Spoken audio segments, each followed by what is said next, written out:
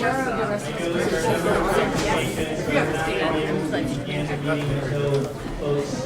take their private conversations outside. Please. Good evening. My name is David Campos, and I'm proud to be the chair of the San Francisco Democratic County Central Committee. Welcome to our meeting of Wednesday, August 28, 2019.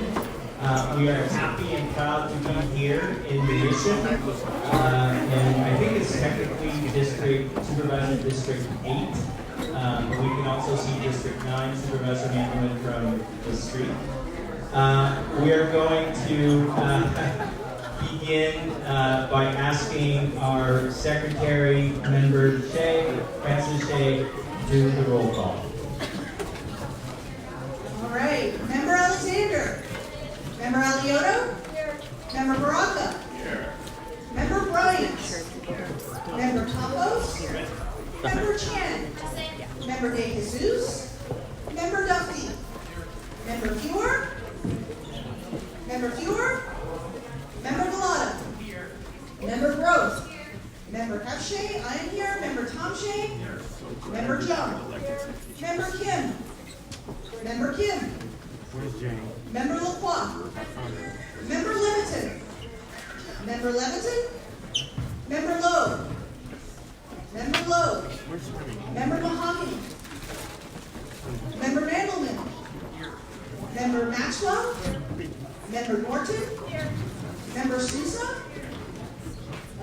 Senator Feinstein. Speaker Pelosi. Congresswoman Spear. Lieutenant Governor Kounalakis. Treasurer Ma.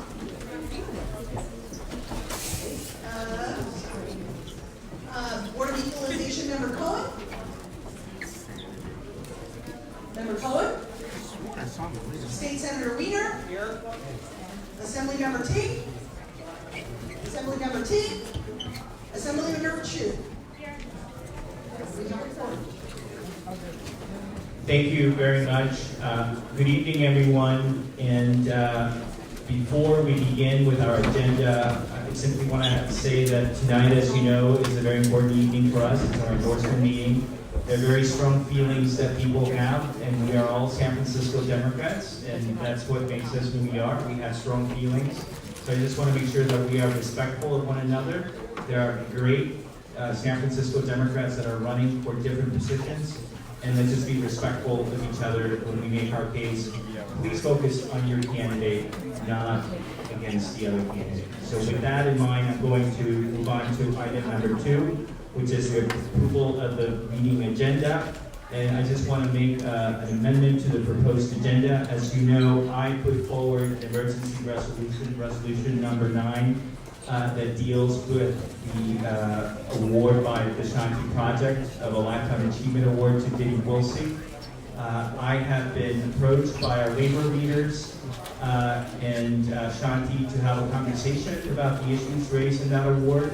And in the spirit of dialogue and compromise, I will be withdrawing the award for purposes of this meeting. And I look forward to speaking with Shanti and having a conversation about this.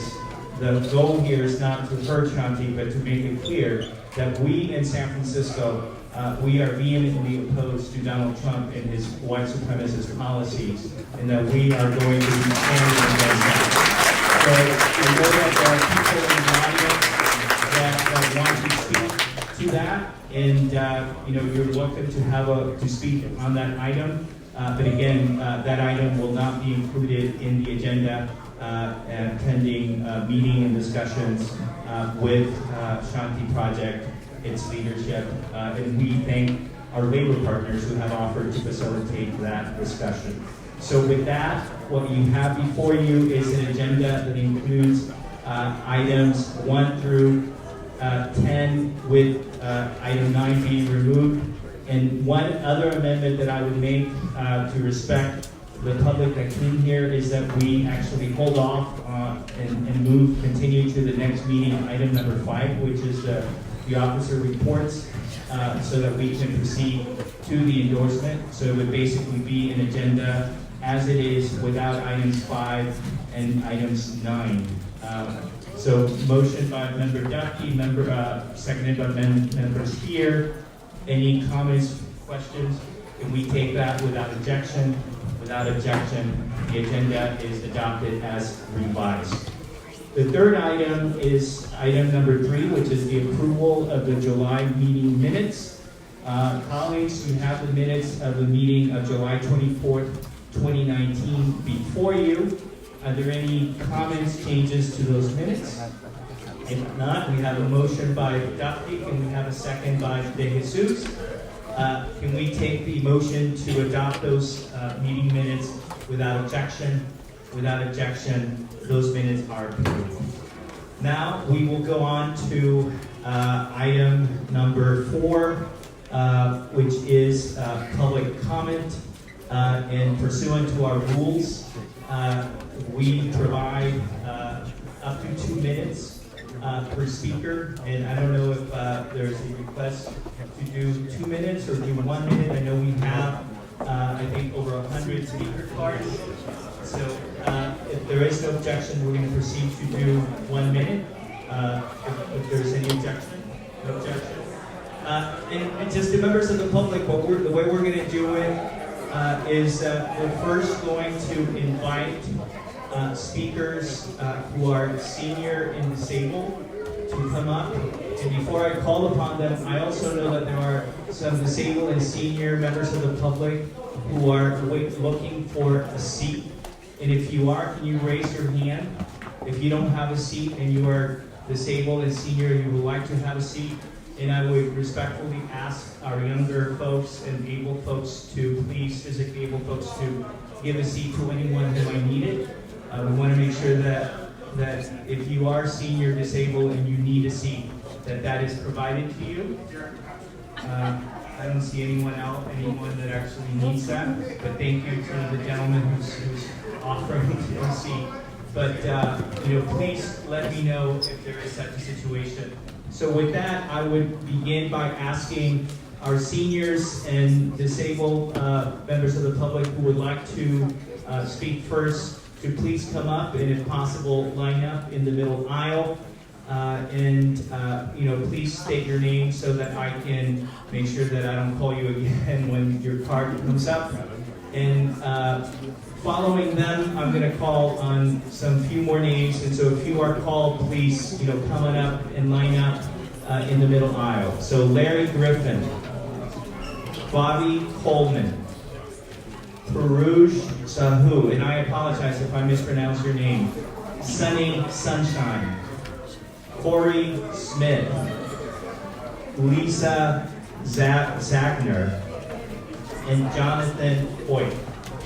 And again, you each have 1 minute. And where is our timekeeper? We have our timekeeper here, so she's going to raise a card when you have 30 seconds. And to be respectful and fair, can we please stick to the time limit so that everyone gets the same opportunity? Go right ahead.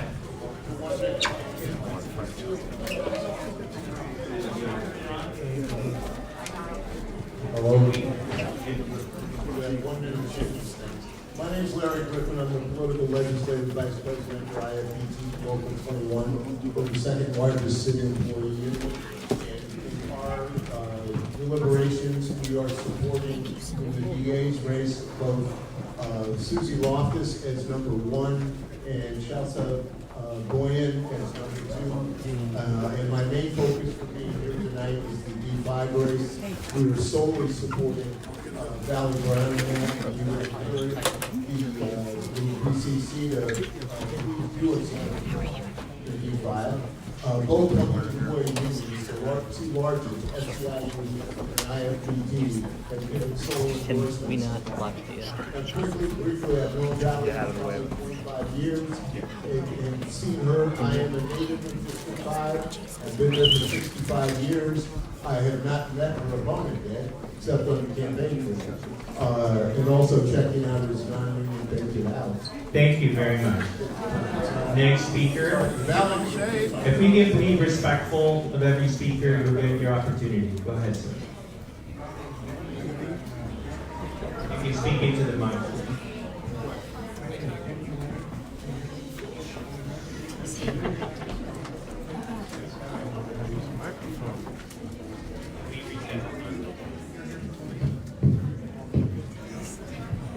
My name is Jimmy Leonard. I'm an American Indian. I've been in San Francisco since 1976. Before that, I was in the Army, and I became the chairman of the Vietnam anti-war movement, and was instrumental in closing down the Presidio stockade. It's been closed ever since I left it. And from that point, I realized the importance of the collective of San Francisco, which is social justice. People who are put on the line their energy and their lives for housing, for education, for all the things that are important to us. So in this context, I support Valley Brown. I'm looking to have her as a major part of the city psyche, because she's quite Shoshone Indian, and American Indian. So I think we can work together to build a good program and have a nice Indigenous Day in October. Thank you very much. And now read a couple more names. Rich Preston, Kim Caldwell, and Jennifer Longwood. Mr. Chairman, my name is Dennis Moskovian. My name wasn't called, but I did put in a card. Is that all right? Thank you. My name is Dennis Moskovian, and I was born and raised in G5, still live in G5. I've known Valley since she worked for Ross. We've always got along fine. I've known Dean for some years. We get along fine. And both of them are still welcome in our home for coffee or something stronger. But the issue before us, before you guys, is political. It's about who will consistently represent San Franciscans who have less over time. There are many issues that are going to come before the board, but the chief one is going to be affordability and housing. And unfortunately, Valley has openly expressed the belief that market rate development is a solution and supported what Greenridge's relentless libertarian attempts to deregulate development. And unfortunately, deregulation and market rate is ultimately going to result in displacement. So I believe Thank you very much. Dean will support. Thank you. Next speaker. My name is Bobby Coleman. I'm running for the Board of Education. I'm a familiar face to many of you because I've been on the endorser side at the tenants meeting for decades. And my positions are pretty well known, but running in the school board race was a decision to further democracy because there was no challenger at that time, and I ran on my campaign. I'm known as an experienced calm mediator, so the issues that are facing the city of Port Bay are well served, I think, by my demeanor and my experience. Also, the experience that I have with justice issues and arts in the schools are relevant here because we really need more racial justice and we need more arts in the schools. Finally, the achievement gap in San Francisco is abysmal, and I'm devoted to doing everything I can to close that gap in all areas of education. Thank you very much. Thank you very much. Next speaker, please. It takes people from all walks of life to make this world with special life and also I'm Sahu, and I'm here to the Festival of Valley Brown. As soft-spoken as she is, her impact in our community has been felt loud and strong. Valley has worked tirelessly over the past many years that I've been a resident of District 5, exactly for 17 years and counting. And I've seen her work tirelessly picking up trash, communicating with people, building the community and relationships amongst each other. But under Ross Mayor Karimi and Mayor London Reed, and we've seen positive impact, our lives getting better, and us as a community growing stronger under her leadership. So I definitely sincerely request you to endorse her and regard her as a friend of our community and not just a candidate that's there for a vote. Read a couple more names. Andrea Jadwin, Lorraine Petty, Denny Leonard, and Paul Olson. Go ahead. Hi, my name is Sunshine Powers. I own Love on Haight on the corner of Haight and Masonic. I am a native San Franciscan, and I lived in D5 for over 5 years. I'm here to encourage you to endorse Valley Brown. She leads by example.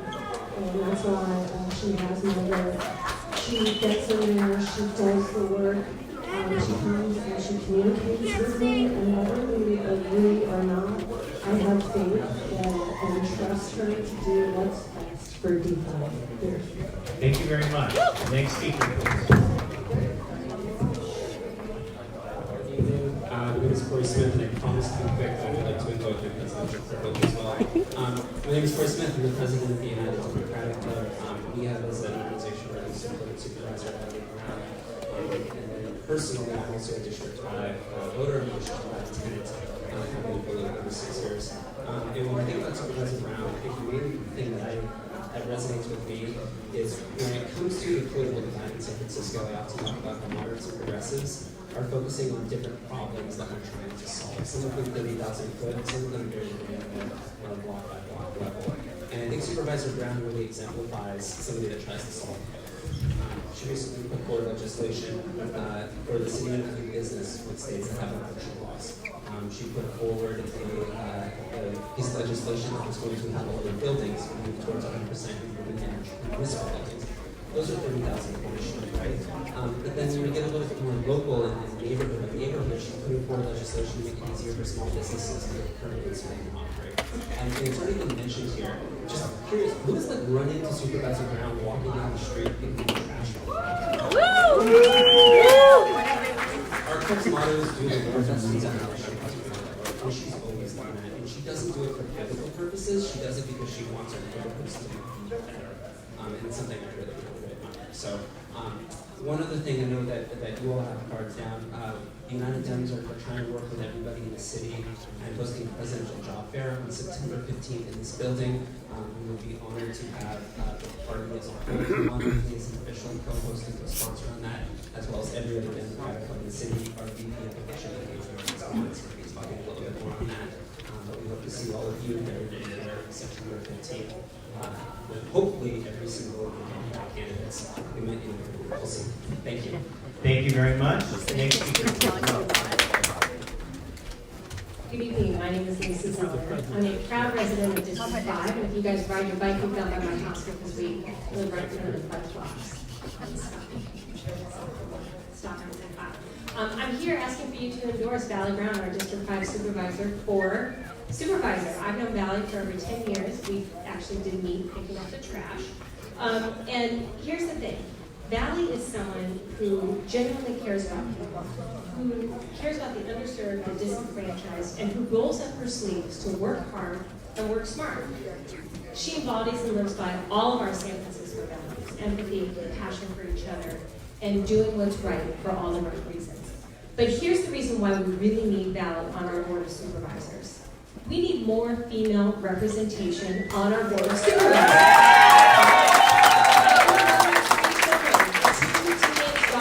When they look at the Board of Supervisors, they're like, where's my role model here? Who's looking out for my interests? We need a Board of Supervisors that looks like all of San Francisco. Thank you very much. Thank you. I'm going to read a couple of our names. Margaret Thompson, Calvin Quick. Go ahead, sir. Hello, members of the committee. My name is Jonathan Boyce. I'm a 14-year resident of District 5, and I'm asking you to support Valley Brown for supervisor. The reason why I support Valley is she's the sort of person who we want to see in public service in our life. She speaks to everyone. She listens to everyone. She embodies the values of open dialogue, and she's not flashy.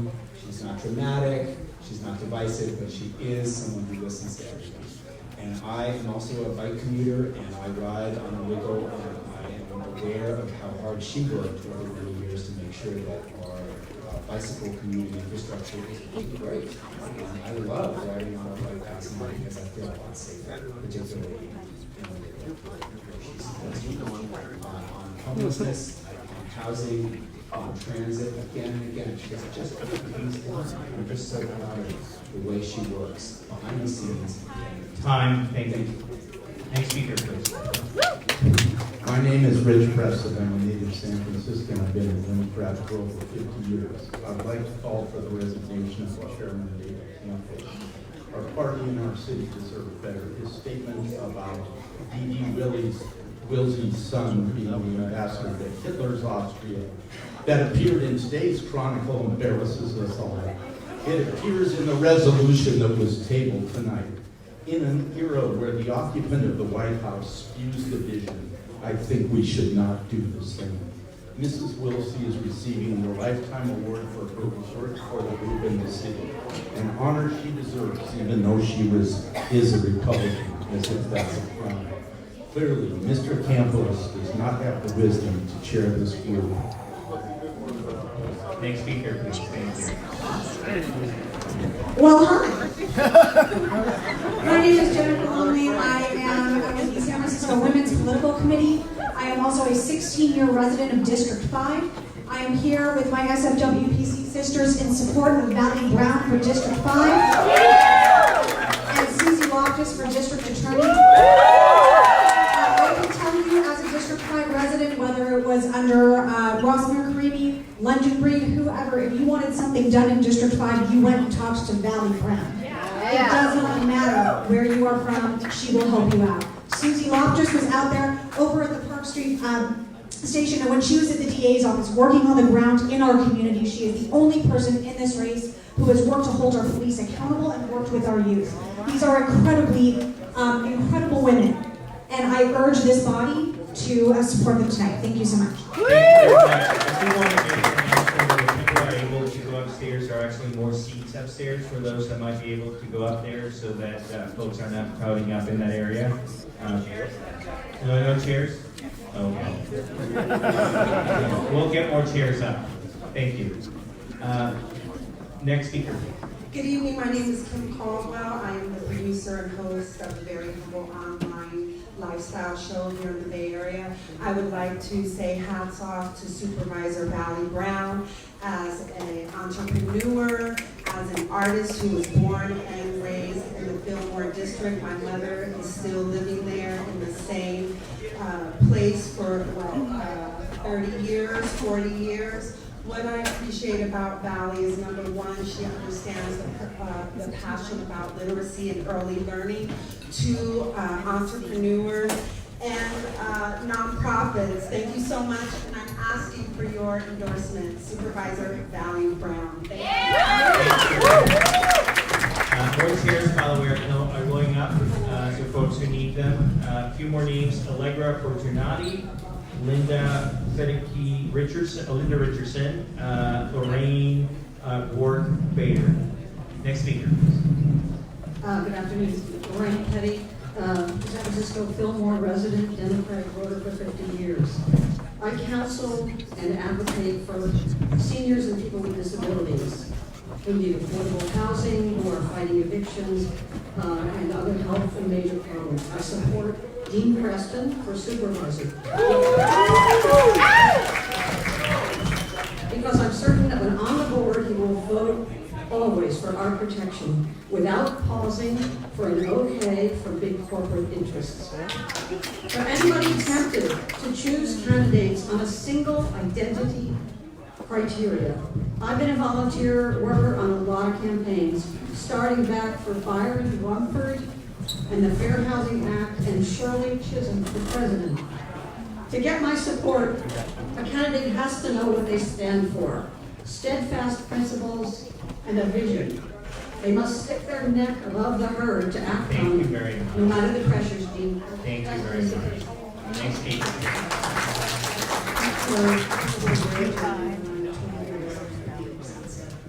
My story is 10 years ago. Speak up. I'm just an average person in city government. A neighbor and I had an idea that we wanted to start a farmer's market in Emerson City. We didn't know what to do, so we went to Supervisor Mercury's office and asked for help. Valley made it happen. We wouldn't have done it without her. She helped us get the space, the contracts, what we wanted to do. This was my first experience in San Francisco politics, and I thought all politicians were like that. I found out that's not exactly true. But Valley does have the experience in District 5, 10 years of it. She's proven she can do the job, and I think she deserves that job, and I urge her to go, so thank you. Thank you very much. I know we have one of our seniors who would like to speak, Ellen Price. Is Ellen here?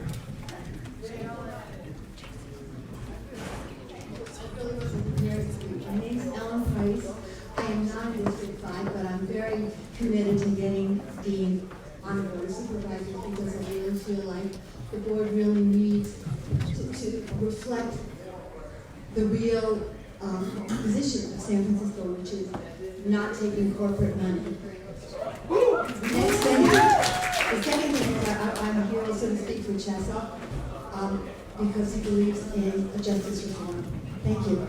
Thank you very much. Next speaker, please. And we have, by the way, about 20 seats upstairs. So those of you who are able, please go ahead and take a seat upstairs. Go ahead, sir. Good evening, my name is Paul Olson. I was born in San Francisco, fourth generation, and I've lived in D5 for 19 years. Yeah, I'm at Valley picking up trash. We were both picking up trash because we were both active in the neighborhood, and I've worked with her for decades now. I'm in the nonprofit arena. I work with community organizations, and I know Valley is the real deal. She's done more than anyone has for a real long time. Just a few things, because I'm down in 30 seconds. Is that legislative aid, she took that lean-to that was at the Hayes Valley Playground and helped it turn into a state-of-the-art recreation center serving everybody in the hood.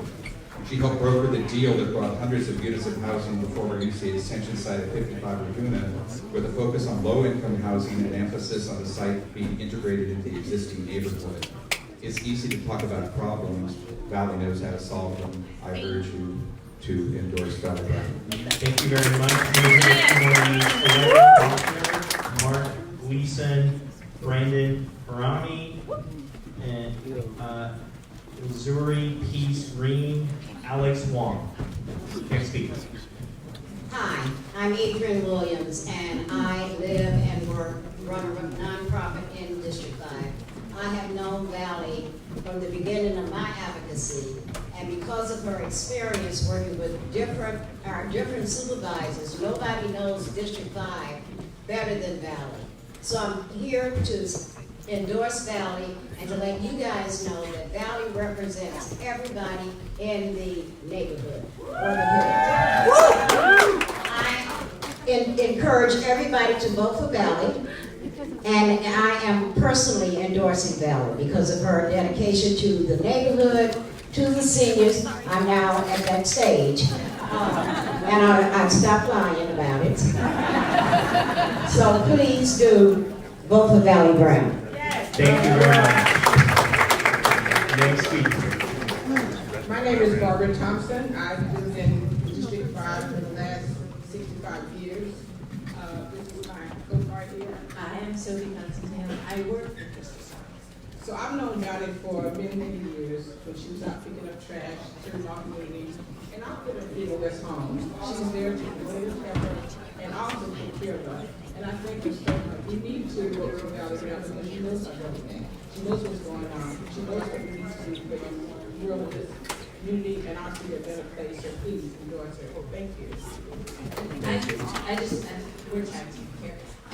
I just wanted to say one of the things that's really important about the work that Valley Brown does is she sees the connection. So it's not just about workforce development, it's not just about housing, it's not just about cleaner, safer streets. It's about seeing those things as integrated and necessary. The work that we do together in District 5 means that she's connecting those dots for us.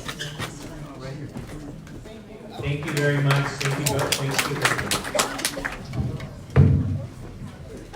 Hello, my name is Calvin Quick. I am a District 5 resident.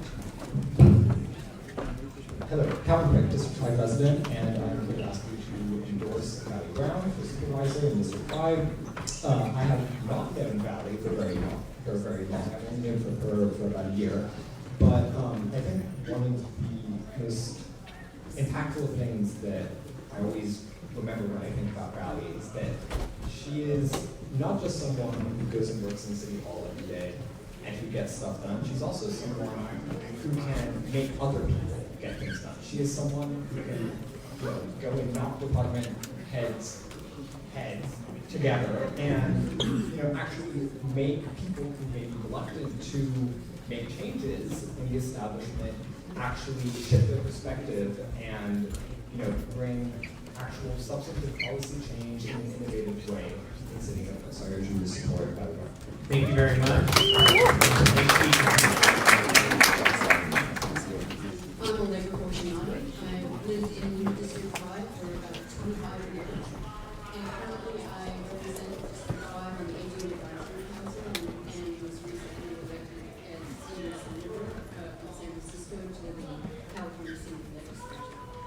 I met Valley about 7 years ago. I had just finished serving a year on the civil grand jury and wanted to remain engaged in local government, so I applied to Supervisor Freed's office as a volunteer.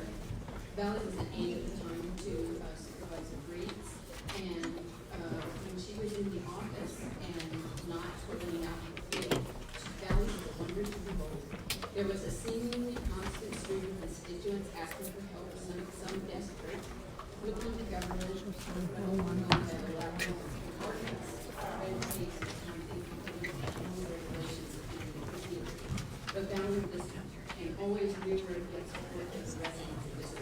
Thank you very much. I think we're going to read a few more names. Walter Van Reeves, Jen Snyder, Tess Lobo.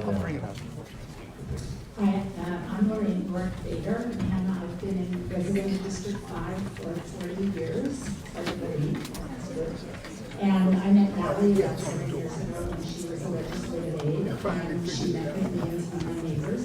She's very responsive and very helpful to us, and I'm grateful for her for her work. And since then, as our supervisor, she's also been responsive and listened and met with people. And outside of my neighborhood, I'm really proud of the work she's done with being instrumental in getting green energy and housing and helping with homelessness and other issues that are citywide. She's not just a one district, one issue person. She has a broad range of abilities and capacity to help everyone. So thank you very much. Thank you very much. I'm going to read a few more names. Jenny Worley, Alex Hay, Tammy Carter, Gail Gilman, James Spiegel. Next speaker. Yeah, hi, good evening, Chair, Campos, Commissioners. I am here for two of the best candidates in the history of San Francisco. Several years ago, I was in the Western Division to visit my family. Some of them are sitting in the back, parking my car. Guess who was sweeping the street? It was Valley. I thought she was crazy, but back then in San Francisco, people were not doing that, but she was sweeping the street. Since then, I've been following her Valley for decades. Right now, she has the best record in housing, in transportation, homelessness for San Francisco supervisors. I'm also here talking on behalf of Susie Loftus. In the Bayview, and Barbara Thompson also is supporting her. In the Bayview, when we were talking about incarceration, getting youth, alternative in San Francisco, she was working with us. Sophie Maxwell is here. She can attest to that. So all the women here, please, let's vote for make this a great super women. Thank you. Hi, I'm Elena Manner, and I'm on the steering committee for the San Francisco chapter for the Democratic Socialists of America. Our chapter seeks to create a system based on justice and equality where all we fight to stop the crises facing the most powerless members of our society, including tenants and houseless neighbors. As a chapter, we have endorsed Dean Preston because he is our best chance to improve the lives of the residents of D5 and our city. Dean has shown a commitment to the tenants of California and San Francisco over the last 20 years through real actions like Prop F last year. Dean is a part of the progressive wave of candidates across our country that represent the future of the Democratic Party. It is critical that you endorse Dean Preston if we are to enact this future vision, like AOC and Boehner Centers have done by fighting for radical change in our society and not continuing on as we have in the past. My name is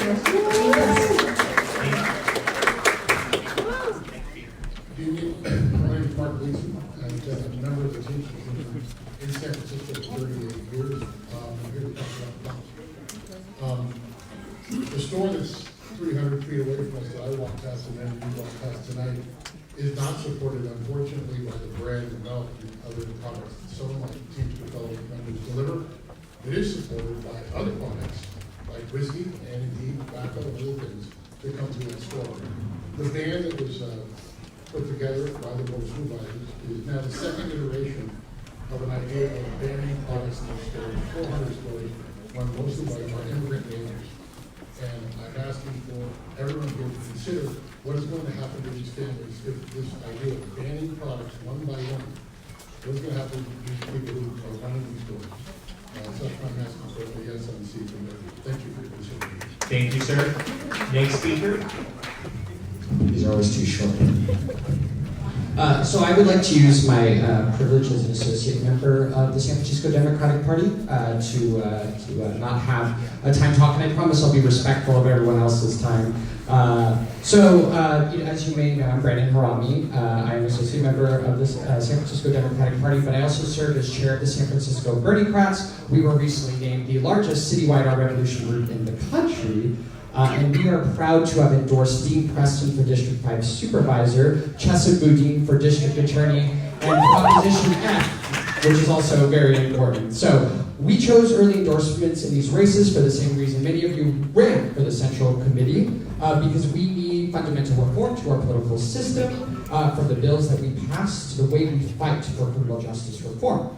And much like many of you ran rejecting money from the real estate lobby, the largest and most influential lobby in the state, the Bernie-crats also endorse candidates who are at odds with real estate interests. Dean Preston has made a name for himself fighting for tenants across the state. As you may know, he did help save rent control in 2008 and pass Proposition F. And Chesa Boudin has committed to challenging the real estate industry, corporate landlords, as well as fighting for justice for all people. I am urging you to continue your legacy of fighting for reform and rejecting special interests in the established political politics that have controlled this city, which is the highest income gap in the country, by voting to endorse Dean Preston for Supervisor, Chesa Boudin for District Attorney, and Proposition F as well. Thank you so much.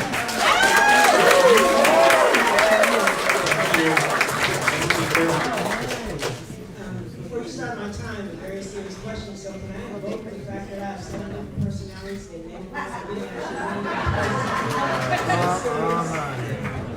name is Missouri Peace Green, and I live in Petrolville Public Housing. And the first time I met Susie Loftus was when I went to the police commission, and I was fussing about the police officers and what was going on in Petrolville and the rating. And then I challenged the commissioners to actually come down and get to know the people in the community, and that I would take them on a tour of Petrolville. Cindy Loftus called me 2 days later. She came through, she walked through Petrolville, and she's been coming through ever since. So I would really like to endorse Cindy Loftus. And I don't know if Nancy Tong has also applied, but also I would endorse her as second. So thank you very much. Thank you very much. Next speaker. Hello, my name is Alex Wong with the United Board Member of the United Democratic Club. We can take a break from the candidate comments for a moment. I'm here to plug this event. You might all have received a flyer on your seats right here regarding the Presidential Job Fair. Myself and my colleague Kia are organizing a Presidential Campaign Job Fair here in the Women's Building in this very room on Sunday, September 15th. This is the Sunday after the September presidential debates. And we're hoping the whole purpose of all this is try to be able to connect all the activism here in the Bay Area towards one purpose, and that is defeating Donald Trump. So we're hoping to be able to get that the committee will co-host and support this. We're trying to be able to make it a true Bay Area event.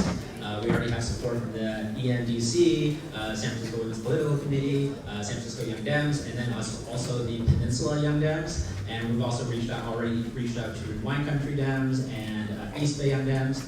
So we're trying to be able to make this as broad a coalition as possible, so we hope that have your support. Thank you. Thank you very much, and at the appropriate time, we will be asking the committee for that.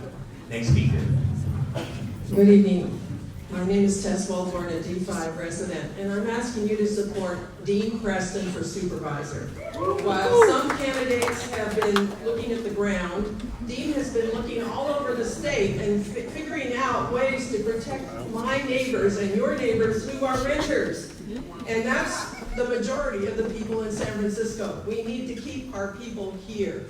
And we need supervisors who will break with the traditions that have been going on at City Hall for many years, going back to Brown, Willie Brown. We need new blood, we need uncorrupted blood, and we need folks who are not funded by real estate and financial interests. Thank you.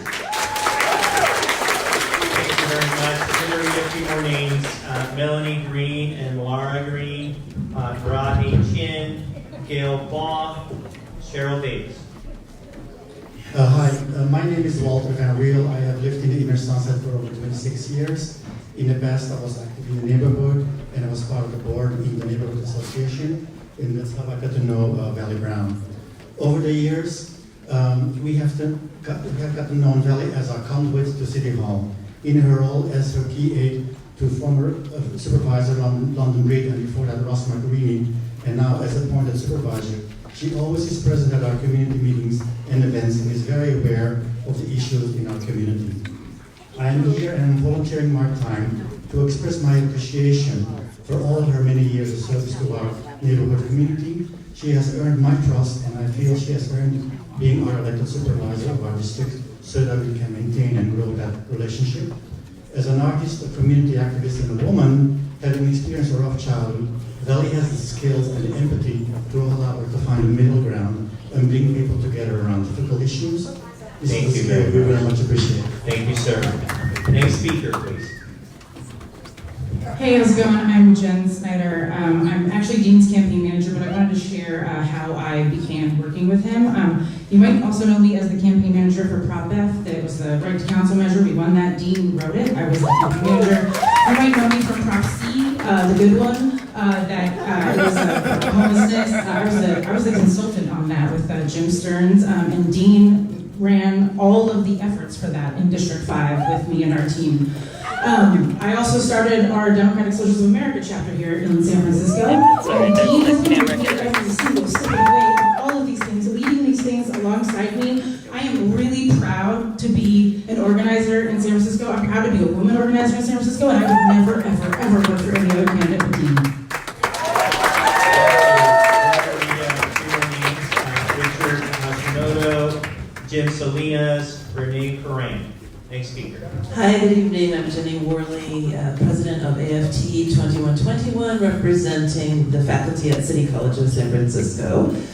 We're here tonight to urge you to endorse both Dean Preston and Chessa Bodine. The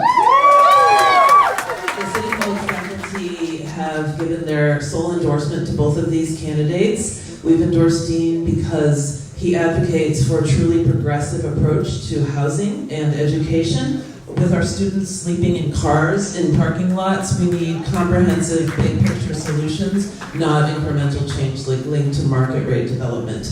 We support Chessa Bodine because we see this election for DA as a real referendum on whether our city is going to go on with failed policies of mass incarceration or move towards decarceration. We see Chessa supporting decarceration, putting our young people back in our classrooms and not in jail. Thank you. Couple of names, Lisa, Audrey, and I also see Dennis Herrera.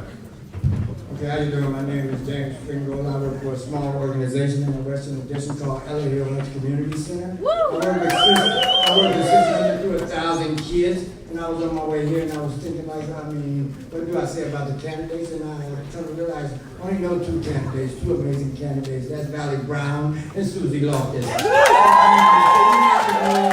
I do in the center, I know I only got a few seconds, so I'm kind of go through the story I just thought of, right? And it was kind of like, I had this homeless couple that was a homeless family that actually was living in a car, and I didn't know who to call, so I actually ended up calling Valley Brown. We ended up getting that homeless family. The lady was 3 months pregnant. She had a 2-year-old child, and it was her and her husband all living in the car for almost a month. Until I called Valley Brown, there was no movement on this family. Valley Brown got this family vouchers, and the next thing I know, they were coming to me saying, hey, you know what, we finally got stability.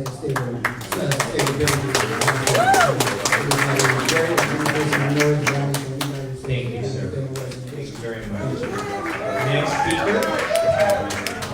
Hello, I'm Tammy Carter, and I'm here to speak about Susie Loftus. Everyone knows her qualifications professionally. I'm here to talk about the Susie I've known for 9 years. The Susie that convinced me to form a soccer team with her. So it's a testament to her leadership skills and powers of inclusion. She called one day and said, wouldn't it be great if our third graders could have a team together? And I said, sure. And she continued, would you be the co-manager? It won't be much work. Now, I'd never played soccer, I'd never managed a team, but somehow she convinced me that I could. And you should know she also convinced her husband, who had never played soccer, to be the assistant coach. We had missed all the deadlines, but she was undeterred. We filled out paperwork, convinced others to join us, and then in March, the girls played, and then played until the 8th grade. And it was the best experience of my life, and it was thanks to Susie. And it's just a personal story, but it's an example of her tenaciousness and her commitment to the community, and I urge you to endorse her. Thank you very much. Next speaker. Hi, I'm Alex too. I'm also going to give the personal side of Susie Loftus, and I support her. Susie is my neighbor in the Outer Sunset. She's also a soccer mom on my daughter's soccer team and a fellow parent at our kids' elementary and middle schools. I first met Susie while sitting in a meeting with other parents to discuss what we should do about the school principal who was ignoring the needs of students and parents. I was blown away by her ideas, strength, and leadership. We succeeded in replacing the principal. When a cherished member of our soccer team was killed in a senseless traffic accident, she rallied the young teenage girls, and you know how hard that is to do, to make sure their friend did not die in vain and make change to prevent another lost life unnecessarily. Susie is about inclusiveness, getting you involved to take action. Why do I support Susie Loftus? Because she's one of us. Thank you very much. I'm going to read a few more names. Jennifer Fever, Nicole Under, Bridget Holly. Go ahead. Thank you. Hi, my name is Gail Dillman, former Executive Director of Community Housing Partnership, the largest provider of housing for homeless in San Francisco, and currently Political Director for Measure A. I'm here to ask the committee to vote yes for Measure A and endorse it, the $600 million affordable housing bond. This is a consensus measure from Tenants Union to Alice endorsing. I actually believe it's the first time the Tenants Union in its history has endorsed a housing bond. It's because this bond helps all of our San Franciscans. $150 million for our brothers and sisters in Potrero Hill and Sunnydale, $220 million for shovel-ready projects, $150 million for our low-income seniors, $30 million for preservation around San Francisco, $30 million for middle income, and $20 for our teachers. We have no organized opposition. We've been endorsed by every club we've come to. We ask that you endorse tonight. Thank you. Thank you very much. Oh yeah, I want to first and foremost recognize the ancestors of whose land we are living on, the Ramaytush people whose village we stand in. I'm here to support Valley Brown on so many levels, and our communities have been forgotten, like the American Indian community here, dismissed, left to the wayside. Our city has changed in so many ways. What we need today, is more than anything, is leadership, a leadership that encourages light even in the darkest moments, a leadership that inspires hope even when in despair. Valley is that leader, her vision, her commitment, the courage to stand for missing and murdered Indigenous women. San Francisco has the highest percentage of Indigenous women that have been murdered. She has made change for resolution. She represents all of our communities. She's honorable, she's Native, and she's a woman, and she's been the only woman in this position that has been Native. She supported the American Indian Cultural Center and many other people here. If you look around the room and the diversity here and all the people that have spoke about her and all the great things that she's done, I've never seen the other opponent at any meetings or in the community. Hey!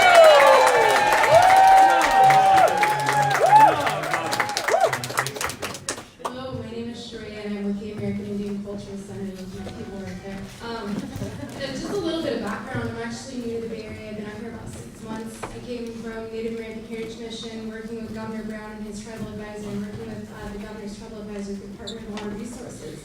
And so working with the state, I've seen a lot of pushback and how hard it can be to say, hey, we're here, we matter. And I was really surprised when I came to San Francisco, and we're so progressive and this and that, and we have a leather district, which kudos, those cool. We don't have an American Indian cultural district. I was like, hold up. So anyways, I met with a handful of representatives, and I met with Valley Brown, and she was the first one to come to the table and say, hey, not only do I support you, but here's some initiatives, here's what you can do. So she impressed me, and she's with our community, and she's American Indian, so she has my full support. Thank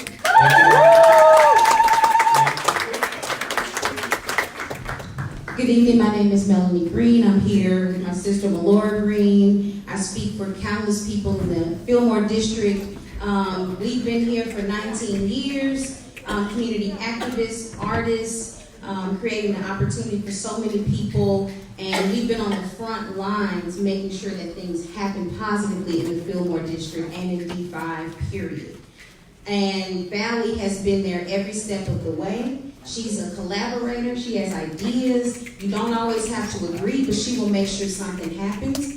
And so I highly encourage you all to endorse Valley Brown, someone that clearly we all can say we met and spoke with and worked with. I don't want to work with a concept. I want to work with a real person.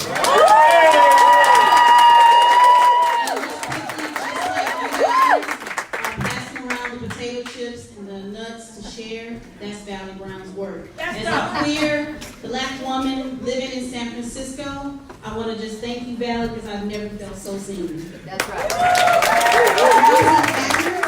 We're promoting all these numbers, but the Black population is down to 2%, so there's nothing to really boast when we're talking about housing.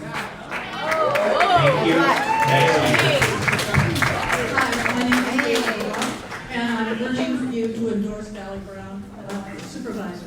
I've lived in Hayes Valley for the past 16 years, and I've met Valley in 2007 when we were both organizing our communities to fight the ongoing violence in our community.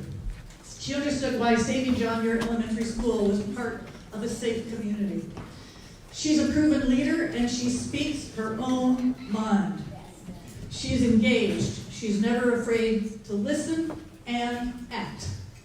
She's effective, she's committed, and she's compassionate, reaching out to the homeless and seeking space for folks living in vehicles and new ideas for daytime refuge within our community. Thank you. Please endorse Valley. Thank you very much. Next speaker. So I was trying to make notes to figure out what I wanted to say, and ultimately I'm up here to say Susie Loftus and Valley Brown, that I support them, and that I support them not because they're running for office. I support them because they've been on the ground doing the work with me for 20 plus years. When we talk about housing, when we talk about, like the twins just said, Black folks can't afford to live here, period.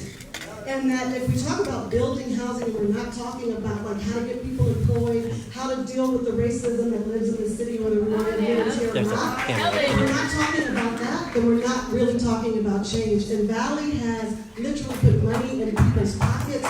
She's created jobs, she has created pathways, and that's what's most important. The same thing with Susie, restorative justice, not just in talk, but literally making ways and pathways to address that. And I'm not about talk, I'm about work, and so I want to have people that want to do work. Thanks very much. Hi, good evening. I'm native San Francisco, lived in District 5 for the last 15 years. I'm also executive director of a nonprofit organization leading Western Division.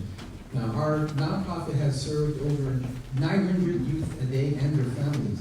And Valley has always been supportive of the programs we run and supportive of all the people in the community District 5.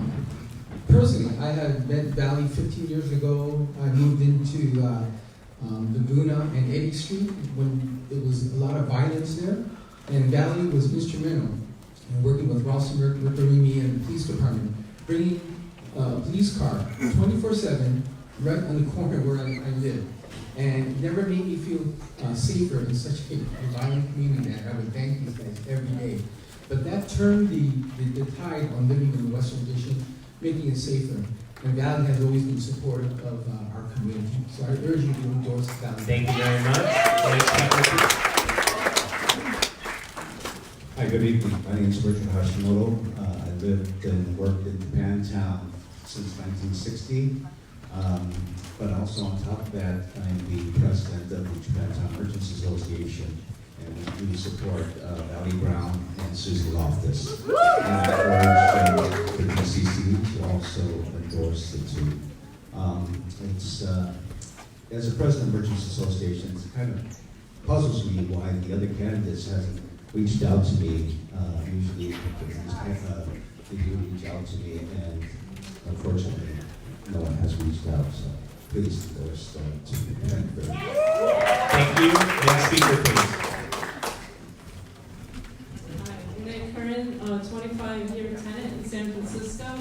85-year-old woman. I urge this body to really take this endorsement seriously. This isn't a game. This isn't a time to just play politics and play personalities. I'm hearing great, impressive stories about Valley Brown, and I'm sure they're 100% true. The stories I'm not hearing about Valley Brown is about her standing up to the corporate interests that have fueled the crisis that we are in now, and that have been a part of this city government, having an inside of the city government for multiple administrations, and it's time for drastic and radical change, and we can get that with Dean Preston and with Chesa Boudin. Good evening, Mr. Chairman and members of the committee. I'm Jim Salino, senior native San Franciscan, born and raised in the Mission District. Welcome to the hood. Thank you for being here. I'm here on behalf of 4,000 good, decent, hard-working men and women that make up the Carpenters Union here in San Francisco. We're 136 years old building this city. We don't only build buildings, we build community relationships. That is the reason why we're here asking for your endorsement of Susie Loftus. She has a platinum gold track record of working with folks. You've already heard that. My standard for elected and appointed officials is how accessible are you to the people? And you've already heard that she is at all points. Thank you. Appreciate it. Thank you very much. Next speaker. Good evening, my name is Lisa Aubrey, and I am a 31-year D5 resident. I would urge all of you to not believe the pink washing and the identity politics, and look at the candidates' donors and look at their actual records. As a person who is on the steering committee of Affordable Diviz, the group that was organized with Dean and others to promote truly affordable housing for our elders, our teachers, workers living in the district, I can say I've worked shoulder to shoulder with Dean on many, many issues, and he is the real deal. He thinks boldly. He also founded a state organization, Tenants Together, so he gets the macro, micro, and he is the best candidate. We need bold ideas now. We have so many problems with evictions and homelessness. Thank you very much. Thank you very much. I'm going to read a few more names. Linda Liu, Liam McLaughlin, Layla Stanley, Richard Johnson. Herbert Weiner, 80-year-old, native San Francisco, and card-carrying member of the Democratic Socialists of America. Now, I am formerly a resident of District 5. I was evicted under the Ellis Act. And I know of no one who is fighting this hideous measure. Dean seems the logical person to do it. In fact, I wish I had known Dean when I was evicted. So, San Francisco, to put it mildly, is being raped. And we need someone on the board to defend people, the citizens of San Francisco and the neighborhoods against rapacity. And I could think of no one better than Dean Preston. Thank you, sir. Next speaker, thank you, ma'am. Hello, I'm Caroline Goodman. I was born and raised in San Francisco, San Francisco Hospital. I'm a native. And Martin Luther King, Marcus Garvey, Valley always worked with us. Vote for Valley Brown. She's the real deal. Thank you very much. Next speaker. Thank you. My name is Dee Dee Hewitt. I am the daughter of the late Sharon Hewitt. I am also the founder of Shiro in her honor, the Sharon Hewitt Empowerment Resource Organization. I am in multiple hats tonight. I'm also a member of the Black Leadership Forum, Outreach and Recruitment, and I am a board member at San Francisco's Martin Luther King Marcus Garvey Square Cooperative Apartments, one of the few cooperatives in San Francisco that is 100% Section 8 affordable. And we're at risk here. And this is a very serious crisis. We're at odds with the John Stewart Company, who is doing massive evictions of African Americans across San Francisco. And I have called politicians to the table on this, and the person who has risen to the call is Valley Brown. That's who we're endorsing. Stop John Stewart management for massive ethnic eviction. Thank you very much. So we welcome tonight one of our candidates who's actually running unopposed, but we appreciate that he took the time to be here, our City Attorney, Dennis Herrera.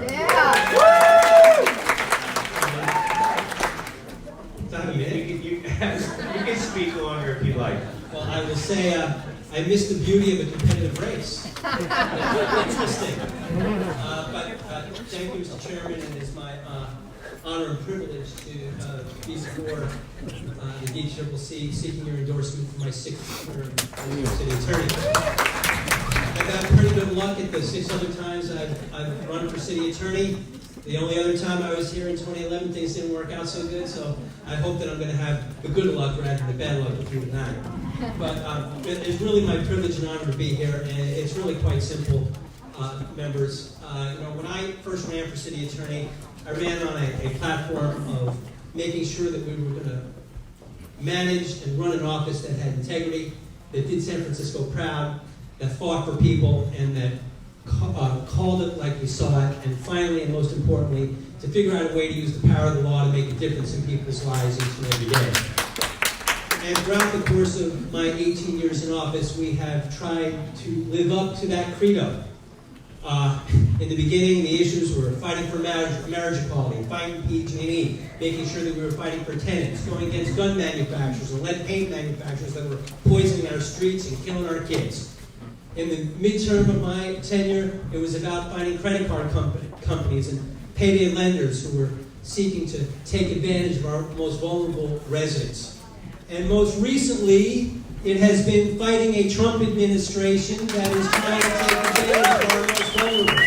From leading an office that I have been proud to lead that secured a nationwide injunction against the Trump administration's Sanctuary City executive order, to be the first office to sue the administration on its imposition of a conscience rule that seeks to discriminate against our LGBTQ community, and working alongside Santa Clara County to now file the first case in the country that is seeking to demonize our immigrant community even more with its efforts to change decades of law and precedent with respect to public charge. So, while the issues have changed, the battle hasn't. And I can pledge to you that I will continue to do what I have done over the course of the last 18 years. And that is to lead an office that is a national model and has a reputation for excellence, that calls it like we see it, and to continue to use the power of the law to make a difference in people's lives each and every day. And I'd be honored to have your support as I seek my 6th term as your City Attorney. Thank you very much. Thank you for our City Attorney. Thank you for being here. Thank you. The next speaker. Hi, I'm Jennifer Fieber. I'm the Political Director of the San Francisco Tenants Union. I work directly on elections, organizing phone books, phone banks, and mailers for our candidate choices. Many of you pledged to get real estate influence out of the Democratic platform and to truly champion those who struggle the most in the city. We've raised money and campaigned on behalf of you and those goals. Today I want to hold you to that pledge by voting for Dean Preston and Chesa Boudini. The main opponent in D5 took over $30,000 in real estate money from some of the worst evictors in the city. My job is to stand up for tenants who are 64% of the city and hold electeds accountable to their promises. Please don't betray tenants and people who desperately need your help to live in the city without fear of eviction and targeted oppression. Join us in our mission to protect vulnerable people from forces greater than themselves. Please vote for Preston Boudini. Thank you. Thank you very much. I'm going to read a few more names. Hugh Nancy Gregory, A.B. Gregory Richardson, Adrian Williams, Diane Lee. You spoke already? Okay, great. And Rose Dilger. Next speaker. Good evening, everyone. My name is Nicole. Speaking as a D5 resident, I want to encourage you to please support Valley Brown for D5. Valley has been doing the work in the community for the last 20 years, and the truth of the matter is she knows how to get stuff done at City Hall. When we talk about progressive values like affordable housing, she's bringing that 100% affordable housing to the McDonald's site. She's bringing safe parking for our unhoused neighbors that are living in RVs. But most importantly, she is saying that we're not going to do business with states that are rolling back reproductive rights for women. This city is 50% women. We need a board that reflects that. We cannot afford to lose one more woman on the board of supervisors, so please support Valerie. Hi, good evening. My name is Bridget Bullion, and I'm a D5 resident. And I would just like to echo Nicole's sentiments that I think we need women representation on the board. As a woman and as a mother of a woman, a 3-year-old, I've seen what Valley can do. Nicole already talked about the abortion ban. I think that's something that's really important, that she's coming at it from not just clean streets, she's coming at it from a global, national perspective and thinking about real change that she can make in our city and in our state and in our country. And I know I look at City Hall every day, it's a view from my window, and I like to show my daughter that's where, Mayor London breathed it, and she's a woman. And I want to say that's where our local supervisor, Valley Brown, is, and she's a woman, and we need more women representation. So thank you. Thank you very much. I'm going to read a few more names. Mirula Amira, and I apologize for the mispronunciation, Kevin Bard. Next speaker, please.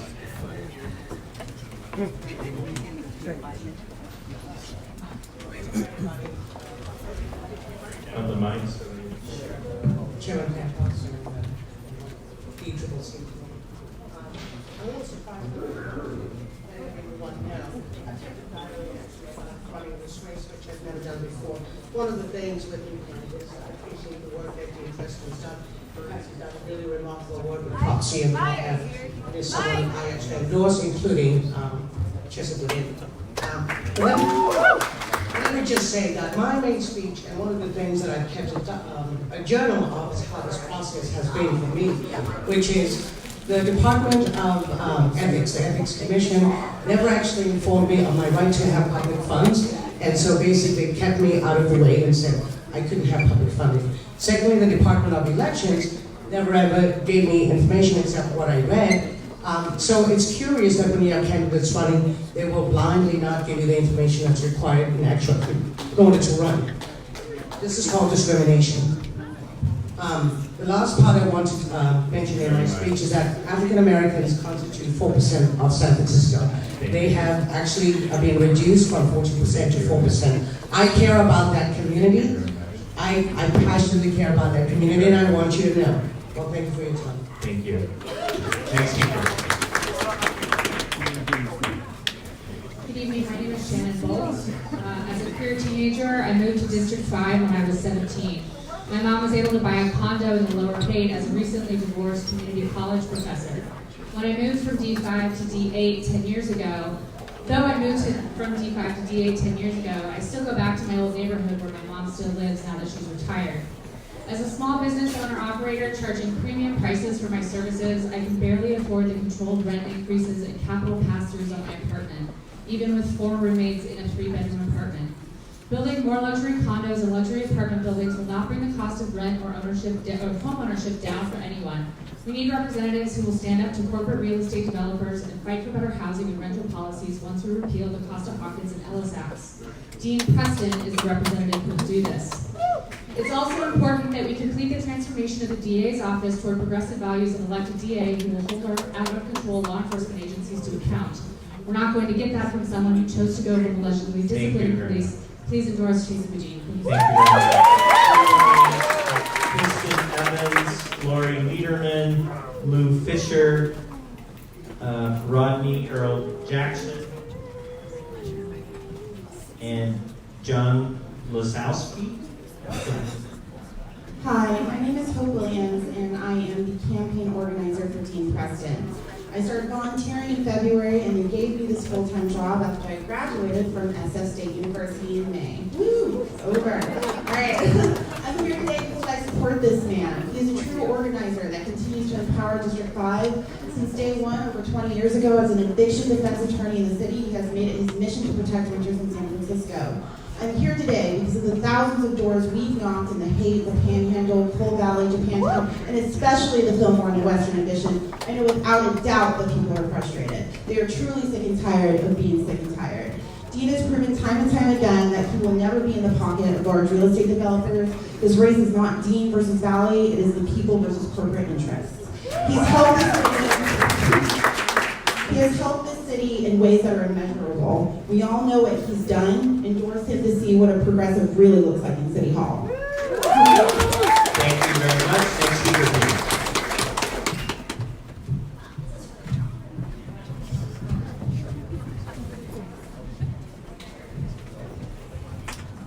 Hey everyone, how are you all doing today? Can you all hear me? Awesome. My name is Linda Leo, and I am one of the San Francisco Women Political Candidates Committee. And I am here to support Valley Brown for District 5. For District Attorney. Valley Brown has accomplished a lot for and has over 20 years of experience. We need to make sure that our city, Valley is a female voice that's important for boys to have. Susie has worked to make the street safer for pedestrians, bicyclists, and walkers. Please endorse Valley Brown for District 5 Supervisor and Susie Lopez for District Attorney. Thank you very much. Thank you very much. Two more names, Charles Adams, Lily Transuant, Rico Ham, Danielle Banks, and Big Rich, and Ken Treasure. Next speaker. My name is Stanley. I'm a resident volunteer for San Francisco Tenants Union. I'm a 23-year resident of San Francisco, although I'm a resident of Dean Preston has led the way by drafting, funding, and inspiring hundreds of volunteers to pass the historic right to counsel, so that tenants in San Francisco actually now have the right to a free full-scope attorney if they face eviction. Speak into the mic. But this is just the latest in a career-long dedication to tenants and social justice. With so much more work to be done, we don't need a supervisor who takes money from greedy developers and landlord eviction attorneys. These are the key players in the eviction crisis that we face. We need a supervisor who has the best interest of tenants as a priority. The Tenants Union looks forward to working with passion and commitment to elect Dean Preston as supervisor of District 5 and to continue to fight this eviction crisis. In addition, San Francisco Democratic Party needs to pay more attention and not give lip service to address the social justice concerns in San Francisco. Hold the police accountable, elect Chesapeake Dean. Thank you very much. Next speaker,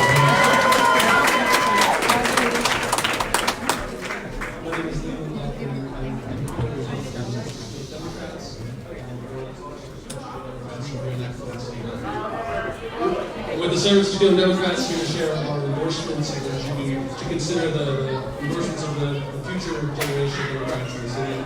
So we have endorsed Lenny Week for mayor, we've endorsed Dean Preston for D5 supervisor, we've endorsed Dennis Herrera for city attorney, Jessica Levine for DA, Mino Rajan for public defender, Paul Miyamoto for sheriff, Jose Cisneros for treasurer, Jenny Lamb for board of education, Ivy League for community college board, and then other propositions A, B, D, E, and F. So that's what the voice of the San Francisco Democrats is urging you to vote for, and I encourage you to consider it. Thank you. Thank you very much. Next speaker, please. Hi, my name is Richard Johnson, and I'm speaking from the point of view of community policing. I worked for over 2 decades in Hayes Valley, Lower Haight, Western Addition.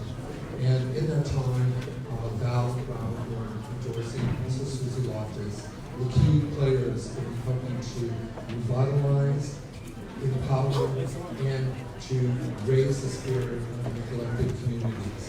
That work took me to public housing, it took me to the institutions that help children, be it the Magic, be it the joining of PGA, which now I have started because we saw the cycle of tourism that was leading to crime, and she's been on the forefront of working with neighborhoods. But I think what you really need to look, you've heard good qualities about Val.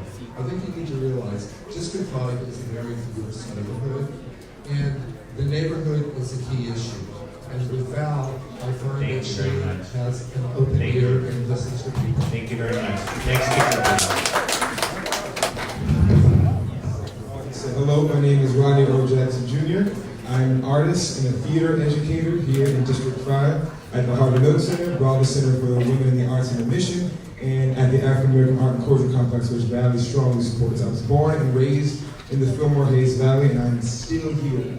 I'm 28 years old, and that is just, unfortunately, the data shows that that's not a common narrative. Mainly because people who look like me don't feel welcome in their own communities, because the cost and availability is not affordable for us. The ideological narrative for those who look like me is that we're not wanted, and ultimately we leave or get pushed out, increasing the racial equity gap. This also highly affects artists. Valley is and was an artist. She understands what the pressures are for those who don't have the conventional income, and is working on the ground in the community to identify those who severely need the support. Like it was just aforementioned, District 5 is one of the most diverse and dynamic districts. We need a candidate who can reach and speak to all of us, which is why I support Valley Brown. Thank you so much.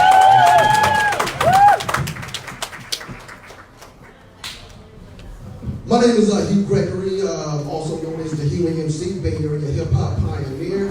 I also work with the Public Health Department of San Francisco, so I'm a city and county employee, and I also am a member of the New Community Leadership Foundation. I first met Valley when she was a legal aide for London Breed, but the first time that I worked with Valley was when I worked for the San Francisco Homeless Outreach Team, and we were outreaching in the Haight. We were trying to create better health outcomes for youth in the Haight. Cold Street Youth Clinic, Homeless Youth Alliance, Larkin Street. So I know Valley is a community activist at heart. She has passion for the people in her heart.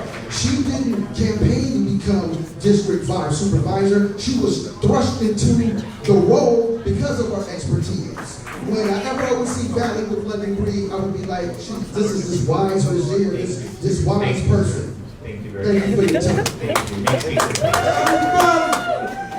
Thank you. Next speaker. Thank you. Next speaker. Go ahead, next speaker. Good evening. I'm Rebecca Young. I co-chair the Racial Justice Committee of the San Francisco Public Defender's Office. San Franciscans have an opportunity for the very first time to put a progressive district attorney in office to lead this city. Why does San Francisco need a progressive district attorney? Because currently, I can tell you that after 17 years in the Public Defender's Office, the District Attorney's Office does not feel it has a problem with racially disproportionate overcharging. It does not feel that mass incarceration is an actual issue. It thinks it's just a figment of liberal imaginations. We need a progressive district attorney to address what is going on with our youth in all of our neighborhoods. I urge you, and one of the things I've noticed tonight is it's a lockstep that's going on here. People who come up say, Valley Brown and Susie Loftus. You never hear, you've not heard one time yet, Valley Brown and Chase Boudin. Thank you very much. Thank you very much. Chase Boudin. Thank you. Let's read a few more names. Christine Randall, Annie Quillen, Clea, Soraya Sousa, Leela Gill. Next speaker. Hello, my name is Diane Lee. I am the Vice President of the California Young Democrats and the Vice President of the San Francisco Women's Political Committee, and I urge you to endorse Susie Loftus and Valley Brown.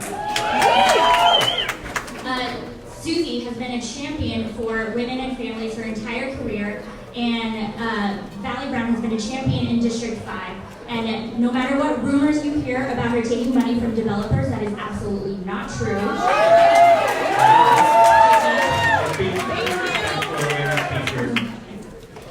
And if we lose Valley Brown on the Board of Supervisors, we would be down to 3 women supervisors out of 11, and we cannot afford that. Women's voices are important, and female leadership is important.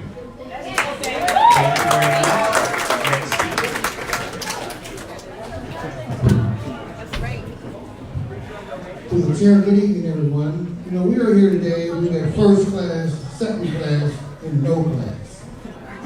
But let me tell you about some real class. Ladies and gentlemen, tonight you can make history. In these United States of America, you have the opportunity to lead this nation under one tent, under one flag, under one constitution, which you're very familiar with. I'm on first name basis with Valley. When the African American ran to the Indian reservations, they protected us. When the police started to capture slaves, and that's why you have a police department from slavery, I'm going to remind you it was 400 years ago. These two ladies were sent from heaven to set us all free. Thank you very much.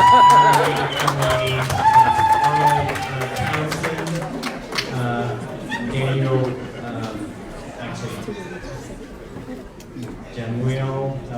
Jamil Patterson, Mimi Sparrow, Debbie Santiago. Next speaker. Hello, my name is Kevin Bard. I'm the president of the Harvey Milk LGBTQ Democratic And I would like to use my presidential privilege, but I will not speak too long. I guess I was sent from hell. But you're lucky I'm in kind of a good mood, so I want to go our club early endorsed, in this room, we had almost this big of a size. In May, early endorsed Chester Boudin for district attorney and Dean Preston for D5 supervisor. Now, I'm not a big fan of early endorsements, but the membership was emphatic. We needed their progressive policies in action. And the only way to do that is to get them elected to make it happen. Yeah, that's about it. We're going to be, also there's a little bit more. We're going to be endorsing for this DCCC, probably in this room with a large crowd as well. And it would be very nice to report back to our large membership that we have progressive DCCC members who will endorse progressive candidates who endorse progressive policies. That's Dean Preston, and that's Chester Boudin. Thank you.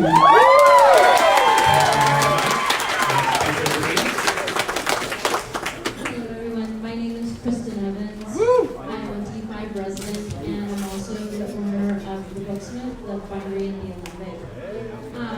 I am a woman, I pick up trash, and I also support reproductive rights, but I support Dean Preston.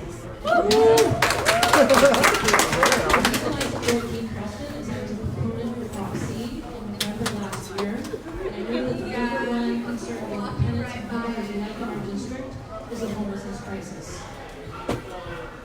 Prop C is an opportunity for us to change the game in San Francisco and to change the visible suffering on our streets.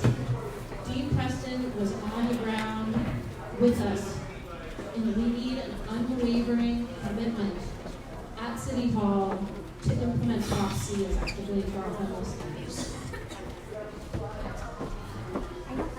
Dean would be there if it would be for us. Thank you very much. Thank you. Next speaker. John Wisnowski, public school teacher in SFDCCC.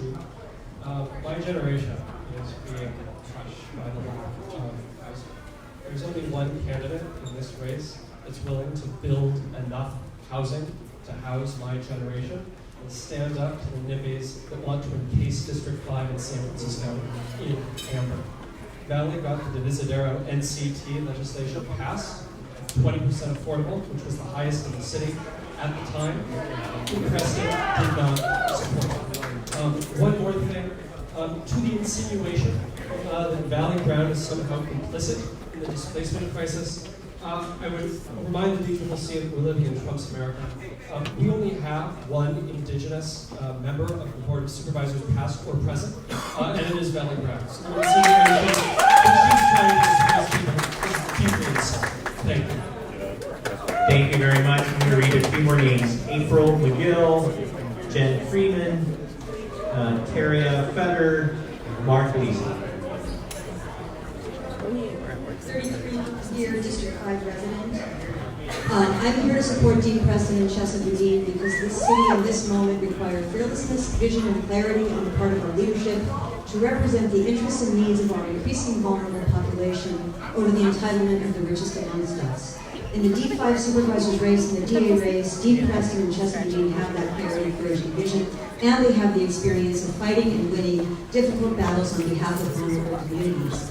Other candidates do care about vulnerable populations and their impacts, but we need representatives who will not just mitigate adverse impacts, but challenge the causes of those impacts, and who are unequivocal in their work to prevent displacement and constrain corporate power. Please endorse Dean Preston and Chester Dean. I remind you that Dean Preston has the sole endorsement of the Sierra Club. Thank you very much. All right, turn my time around. Hi, everyone. I'm pretty sure you all know who I am. I am here to speak in support of both Susie Loftus and Valerie Brown. And we need more, not only we need more women in elected office here in San Francisco, we need qualified women. We have an opportunity right now to put two women, incredibly bright and qualified women, who either have done the job they're running for or are doing the job right now that they're running for. So, Susie, I mean, everybody's going, oh, progressive moderate, y'all know where I come from. We have two candidates that can bridge the gap, that are both going to be there for everyone. Valley is going to be a supervisor for everyone in the neighborhood. We've all heard about how she's out there picking trash, she's meeting everybody. I'm sorry, but I call her like the female Mr. Rogers, you know, like I want you to be my neighbor. So, and last thing is Susie, someone who believes in both safety and justice and two can go together. Thank you. Thank you very much. And we do want to know that we are live streaming this meeting, so there are a lot of Democrats who are watching at home, and we're grateful that they're tuning in. Go ahead, sir. Anyway, my name is Charles Adams. I'm founder of IEC, Intersection with Change, violence prevention organization. We go out and help the youngsters, try not to get into violence, get themselves killed. But anyway, we need to understand something. We keep talking about change and all this, housing and all this. But what is housing if I can't get in the house and somebody kills me? We need to worry about this violence that's happening with these youngsters out here. And she's helping us. Valley is helping us get these youngsters at bay and get them some kind of education or some kind of training to keep them off the streets, to get their lives together. See, we talking about the wrong stuff. We coming up in here, because a lot of y'all ain't even been down to Fillmore. We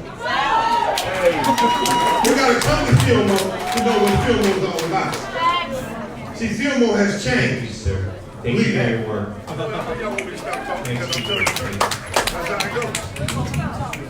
you doing? My name is Gary. We can't tell nothing in 1 minute. I'm a long time native of Western District. I also work for the San Francisco Street Monitoring Division Program. I'm the coordinator for the Western District Tenderloin Soma area. I'm asking today for you to endorse Valley Brown and City of Austin. The reason I'm asking for Valley Brown because I've known Valley Brown for a very, very long time, and Valley, she addresses all of the issues. She takes a holistic approach in dealing with the issues in our community.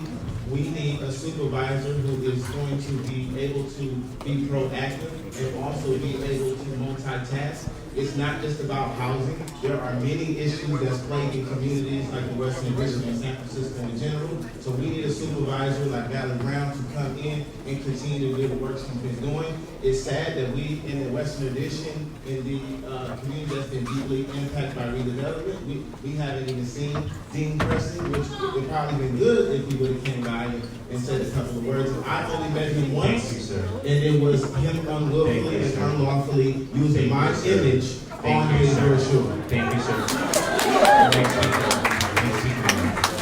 My name is Lily Robinson Tresvant, and I am the president of NCLF, the community-based organization in Fillmore, and I also sit on the City Disabled Housing here in San Francisco. I came here in 1947 to D5. I've been here for many years. The few years that I spent away from D5, I spent in the federal with American Indians. We need to develop a very close relationship with Valley. Valley speaks what she means and says what she understands. Gets in the community and feels very strong about the people in the community. We are a very open community. I know because I've lived it for so many years. I'd like to say this. I support Valley Brown along with my members of my group, and we feel that if you support her as well, you'll have a much better city. Thank you so much. Thank you very much for that. Next speaker.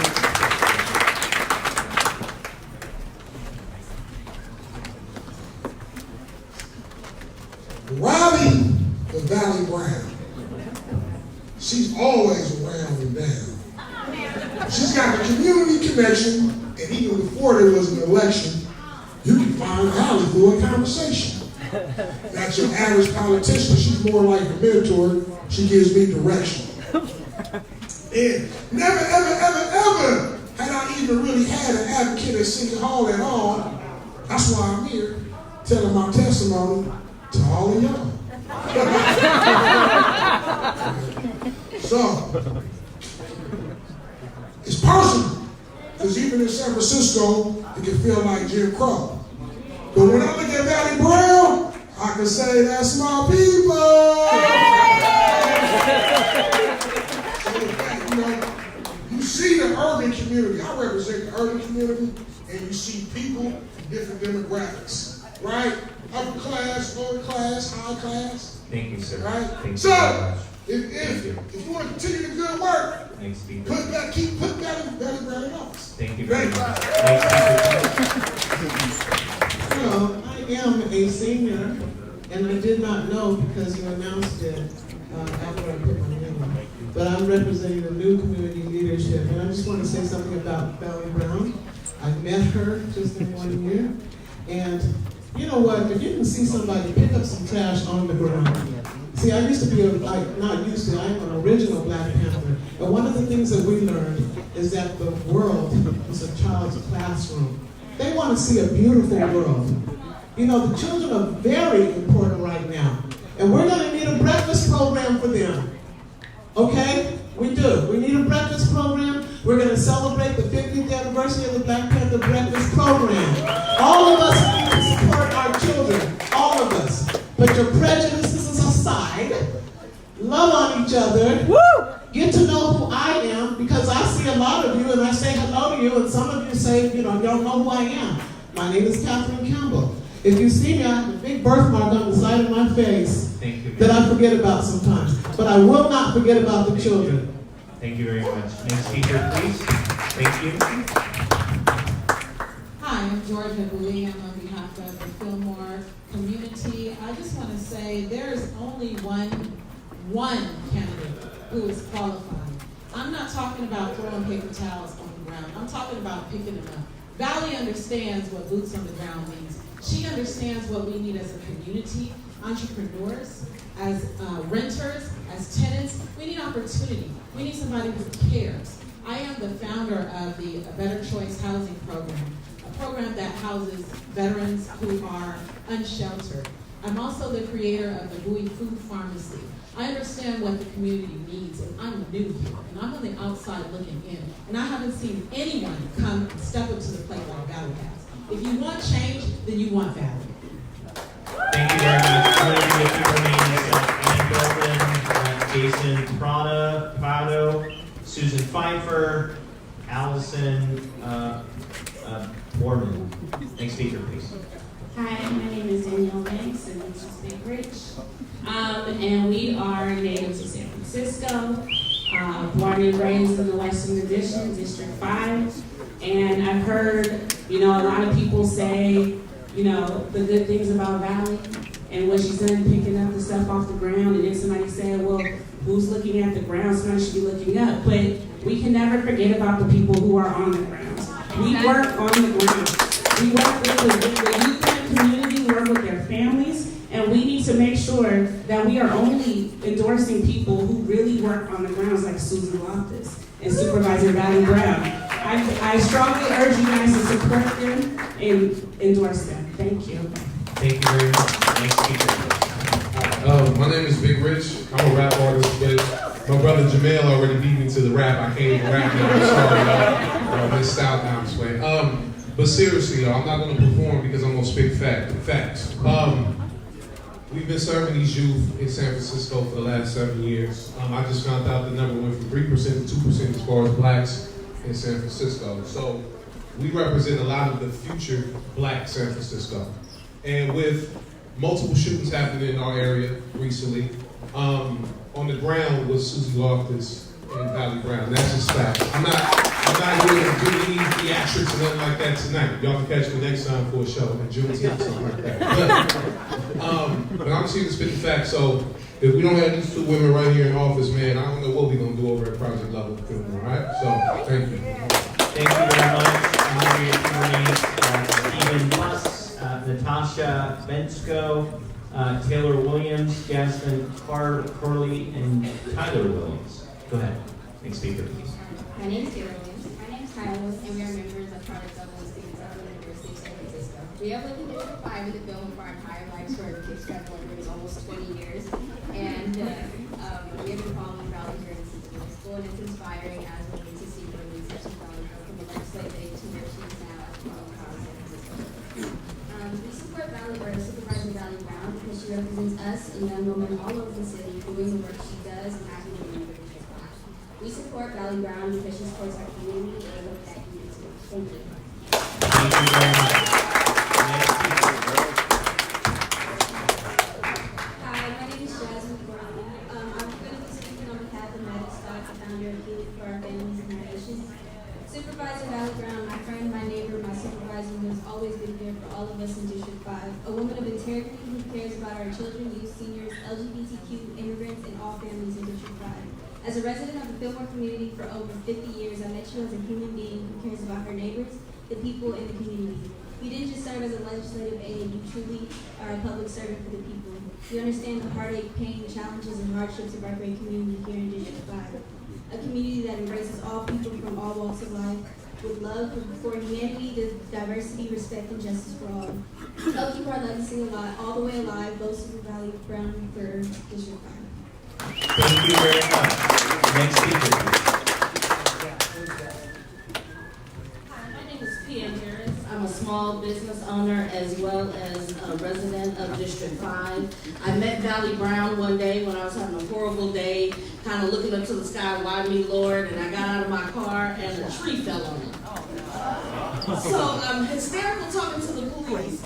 And they're telling me, well, this could be an act of God. I don't think that anyone else is going to pay for it but you. And here comes Valley Brown, who I had met for the first time because I was used to dealing with Regina and Supervisor Macaroni. And Valley looks at me, she says, no, honey, it's no wind or anything. We're going to make sure that this gets taken care of. And it sure was taken care of. And that was my first time meeting her. As well as the fact that I was not a business owner when I met her. She encouraged me to start my own business, assisted me with a reggae festival, and when big business tried to take over my reggae festival, she waited there in the front row to see me try to do it and asked them why were they trying to take it from me. And they said, why did you tell her that we were trying to take it? She said, well, why would you do it in the first place? This is Valley Brown, who is here all the time. Sorry. Please vote for Valley, because she knows.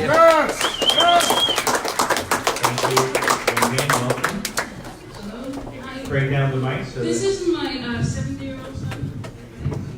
Hi. I met Tim Preston at a preschool function one night, and my friend sat me next to him, and I said, I'm so depressed. I can't even think about what I'm going to do because I have 120 days to stay in my place. And he told me exactly what to do. He said, come here, do this, you have this right. You have these rights. And I did. We're still here in San Francisco. We're still in courts fighting against the Ellis Act. And he is a grassroots organizer who is not taking any money from corporate real estate. And he has fought for teachers. And I am in the executive board of the Union for Educators. UESF overwhelmingly voted to so endorse Dean Preston. He has changed the laws to protect educators against evictions, and he is. Oh, and one thing about Valley, she was the last person to vote for us in the Board of Supervisors because when Prop G lost, she was the last person to vote. Thank you. Yeah. Thank you very much. Next speaker.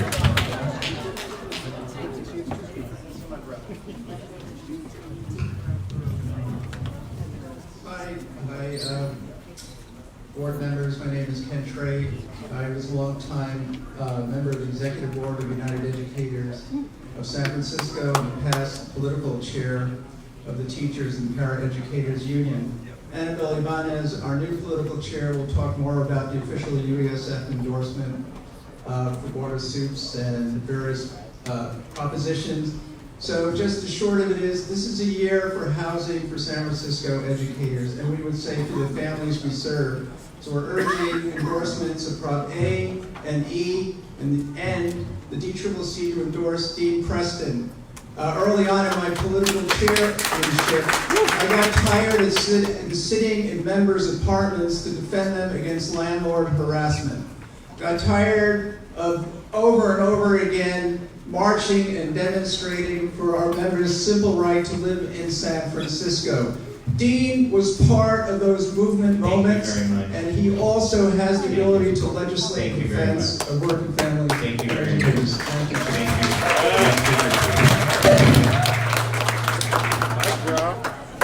Please don't drop the mic. Not that way. Or like anyway. Hi, I'm Annie Tillis, and I'm here to endorse Yes on Prop C. Everybody knows that house where you first walk in and it hits you like a ton of bricks, that this is a smoker household. That was my reality growing up. And it's no wonder that I started smoking at age 14. It wasn't until my mom switched to vaping that I looked into it myself. I sifted through all the research that I could find that wasn't backed by cigarette or big pharma companies, and found that one thing was clear. If you have to smoke, vaping is the better alternative. It's confusing to see us inclusive and smart cities such as San Francisco taking action to ban the very thing that's helped not only me, but also my mom stop smoking cigarettes. For those of those who have been cigarette-free for years with the help of body vapor, what are we supposed to do with a blank ban? I suppose I could find some black market to buy supplies from, but what about my mom and the older generations? What are they supposed to do? Switch back to cigarettes? Leave San Francisco? We've learned throughout history that bans don't encourage people to stop. They encourage people to take back routes, rely on underground dealing, of flooding of unregulated products. Thank you. And I would ask folks, if you have an opinion, you will have an opportunity to speak, but when people are speaking and expressing their opinion, please respect that. Next speaker. Board members, my name is Christine Randolph, and I'm on the board of San Francisco Women's Political Committee. I'm speaking on behalf tonight on our endorsements for D5 Valley Brown and for DA Susie Loftus. They've been both good trailblazers for women, children, and families in San Francisco, and we appreciate your support. Thank you. Thank you very much. Next speaker, please. Hello, my name is Leela Gill. I have lived in District 5 for more than 30 years, and I'm here to encourage you to support and endorse Valley Brown and Susie Loftus. My personal story with Valley is I met her she moved to San Francisco as an artist and moved into the Lower Hayes as an artist and helped really fight violent crime in that neighborhood, and was a mentor to me, helping to battle some violent crime that we had in our own neighborhood.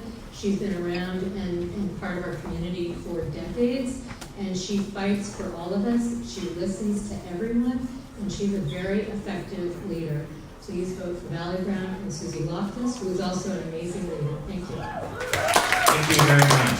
Next speaker, please. Hello, my name is Tevia Fetter. I'm here to ask you to vote yes on Prop C. As a 26-year smoker, I've been quit for 14 months. My father-in-law, 70 years old, has been quit for 5 years. Vaping is, yes, maybe a little unsteady, but my doctor has checked my lungs. They sound 1,000 times better than they did 14 years ago. Prohibition does not work. We need to seek solutions to regulate so that humans over 21 who can make a choice for themselves can have access to a healthier alternative to help them quit tobacco. Thank you. Thank you very much. Next speaker, please. Hi, I'm Jen Freeman. I'm here in favor of Prop C. My cigarette smoking was a result from casually smoking in college to a full-on habit. After I watched my wonderful, loving grandmother pass away from lung cancer as a result from decades of cigarette smoking, I vowed to quit. After attempts with patches, gum, even cold turkey, I tried vaping. It was the only thing that made quitting successful. I'm sure I'm not the only one in this scenario, and I feel like taking away the options from adults of vaping would be a bad decision. As a non-smoker, I hate the smell of cigarette smoke.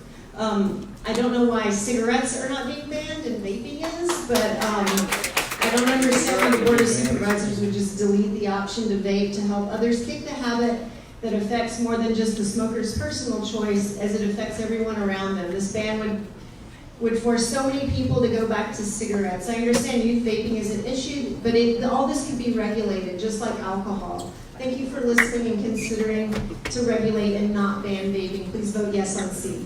Thank you very much. Good evening, my name is Allison Broadman. I'm on the steering committee of the League of Innocent Voters. Both in 2016 and this year, we still endorse Dean Preston, District 5. Speaking for myself, all these comments about Supervisor Brown picking up trash throughout District 5 are really curious to me because in my 7 years in the district, two things that I have noticed overwhelmingly in my own neighborhood are an increase in trash and an increase in visible homelessness. And we all know these two things are related. People want a place to live, all of their stuff is out where you can all see it. The only way these things are going to improve is if we see radical change in the way our district is represented in City Hall by someone who championed Prop F, someone who championed Prop C, and that person is Dean Preston. Dean is also a public school parent, like myself. I keep also hearing, we have to champion women, we have to vote for women. What if the person I relate to is a fellow parent? Thank you very much. Please. Thank you. Let me read a few more. Bobek Stefandiani, Tab Buckner, Seiji Sakiyama, Gloria Barrett. Next speaker.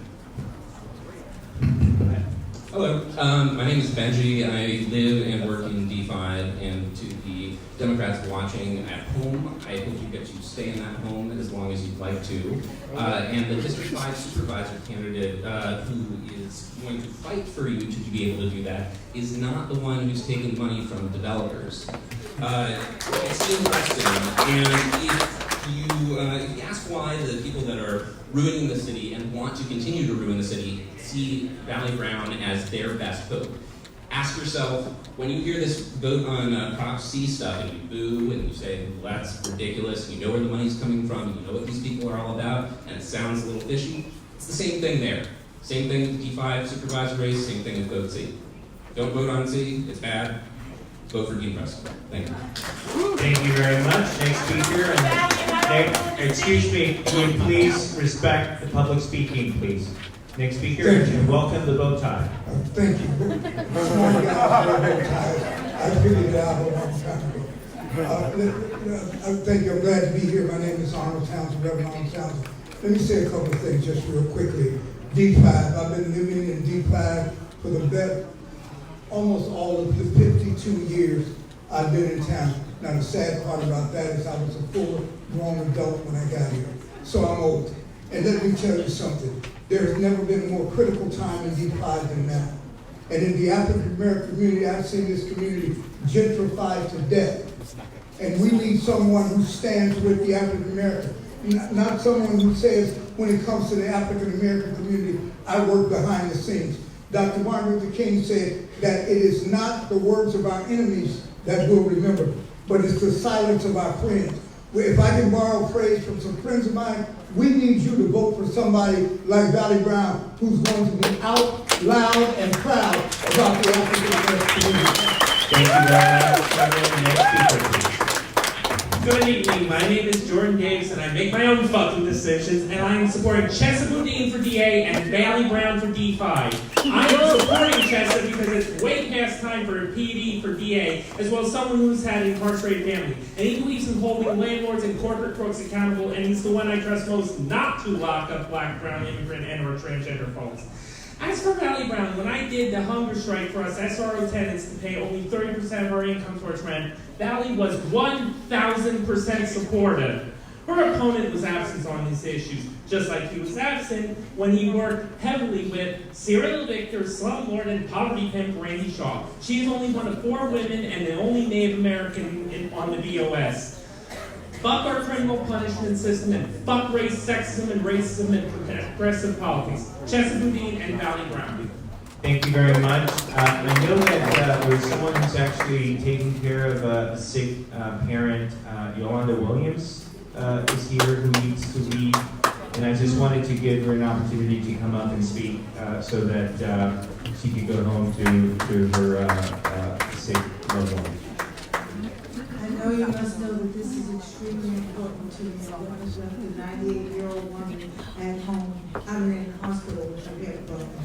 But I'm here tonight representing the Officers for Justice Political Action Committee.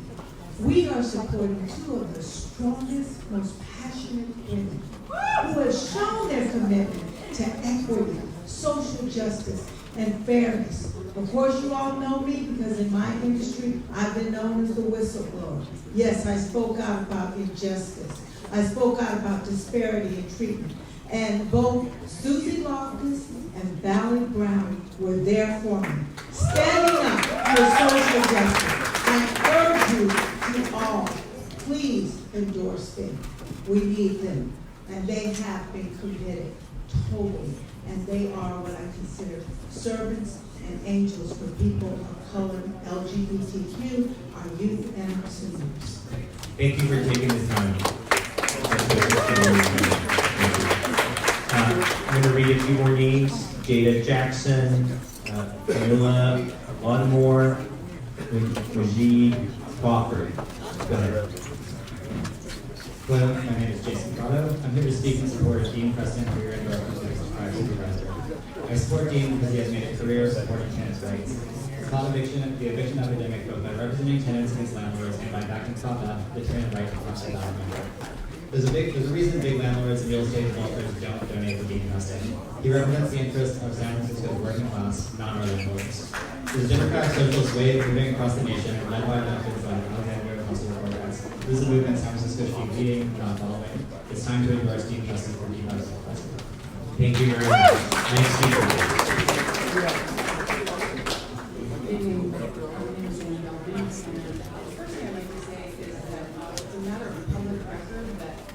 Most of Valley's donors come from D5, they're D5 residents, and many of them are in this group.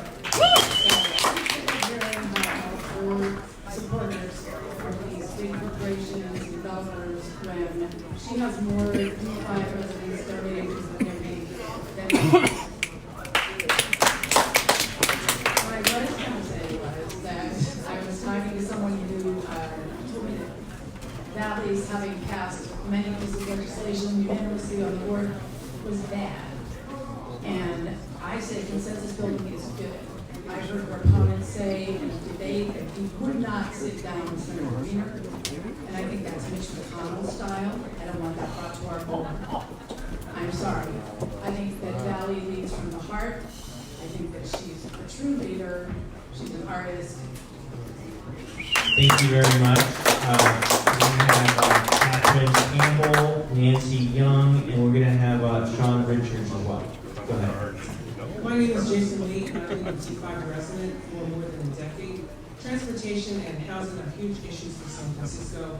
Dean is the one candidate I've seen who's actually been on board meeting, not for a photo op or to score political points, but to actually get somewhere. His bold plan to support Muni will improve service for hundreds of thousands of San Franciscans. He wants to sensibly regulate Uber and Lyft to prevent them from overwhelming our streets. Dean could have remained a private citizen, but he wanted to protect some of our most vulnerable neighbors. He fought for renters to avoid displacement within our city. Powerful corporate interests do not need more influence on the board. I respectfully request for Joyce Dean. Thank you very much. Next speaker. Good evening, my name is Sean Richard. I'm the Executive Director of Brothers Against Guns. Let me just give you real quick facts. When I was campaigning to shut down Cow Palace, who was there? Susie Loftus and Valley Brown. When I was trying to get young men jobs, who was there? Valley Brown and Susie Loftus. So let me say this to you guys. Whenever it's an issue that's needed to be dealt with in the community, and I'm not going to say African American community, I'm going to say the Black community, they have always stepped up and been there to support. When Brothers Against Guns was dealing with a high crime issue in the community, who was there?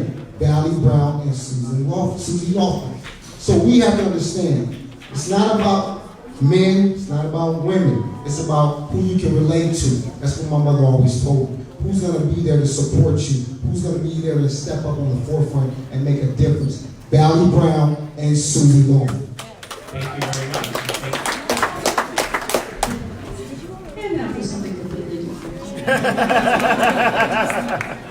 Hi, you all know me, I'm Susan Pfeiffer, I wear many hats. Tonight I'm going to talk about Cover California. I went to a meeting this morning to roll out the new plans for next year on an enrollment council. I'm very excited because of the money that Gavin Newsom put into the budget to supplement the subsidies. It created something called the California Affordability Program. For those who have not been able to afford to get in with a subsidy to cover California plans, the individual mandate, a single person, it was topped at $48,560. It's going to go to $75,000. If your income is that, you will get a subsidy, or if it's below that.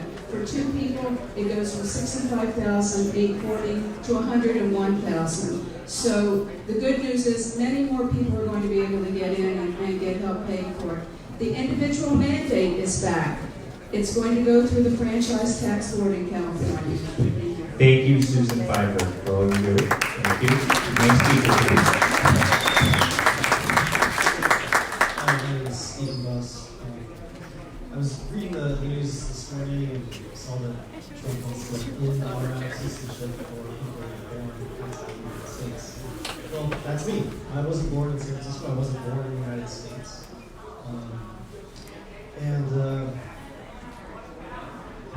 Well, I work in tech, and so I don't always feel welcome in San Francisco. Most of my coworkers, over half, are immigrants. They don't feel welcome in San Francisco.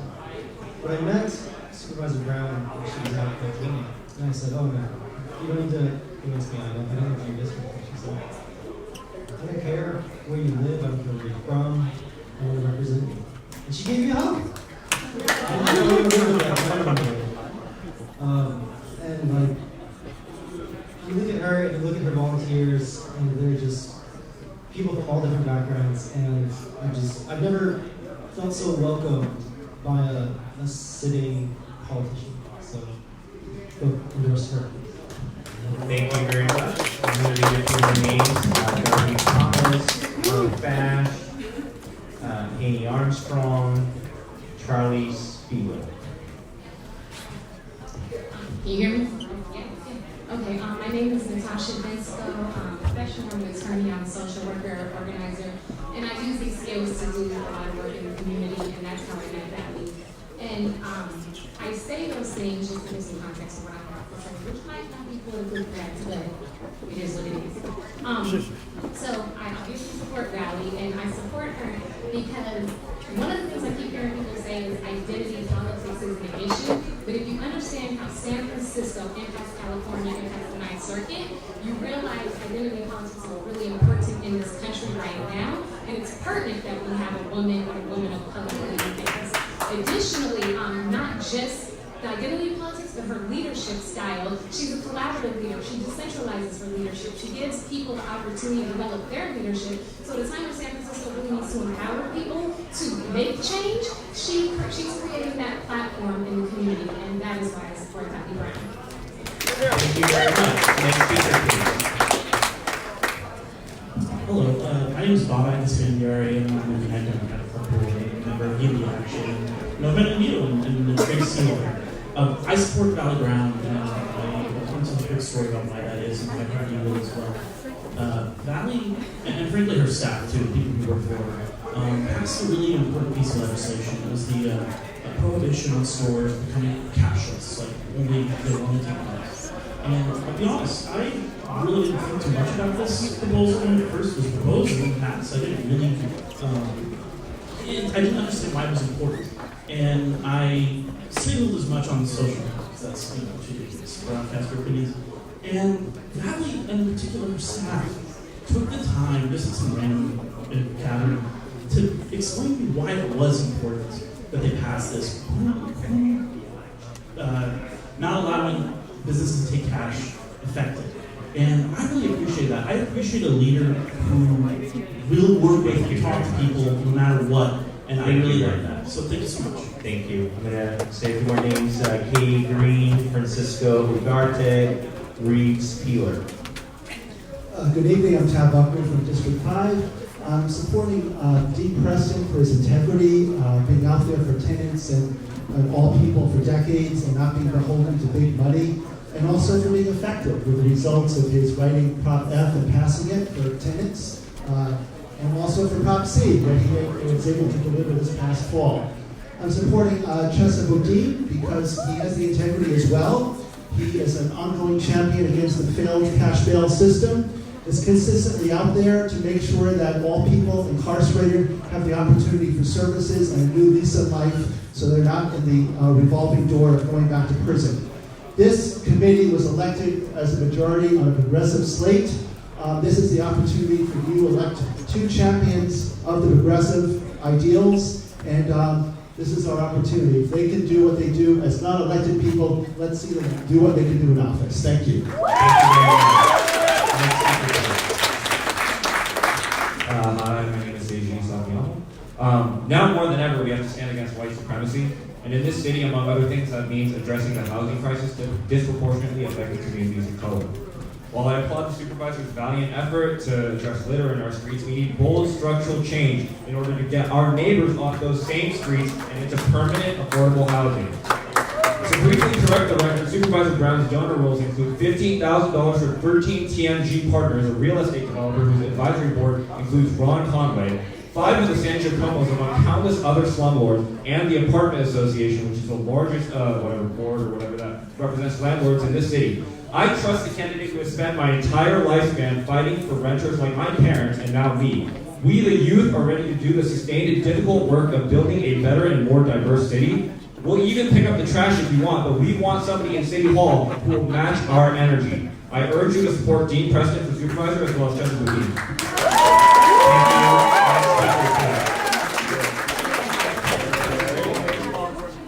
I'm Gloria Berry.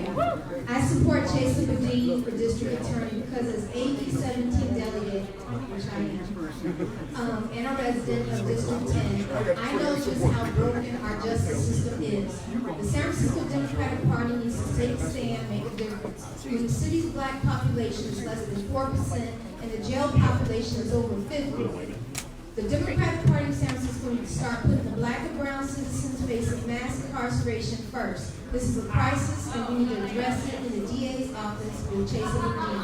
I'm also supporting Dean Preston. Half of the District 5 is in my assembly district.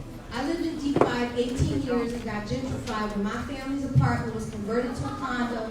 I had to re-enlist in the Navy, which I did not want to do, but had no choice because I did not have anywhere to live, thanks to greedy people that don't mind displacing black people for profit. We need to stop putting people in positions that take money from people that don't care about our city. I'm also supporting Nambula O'Meara. Thank you. My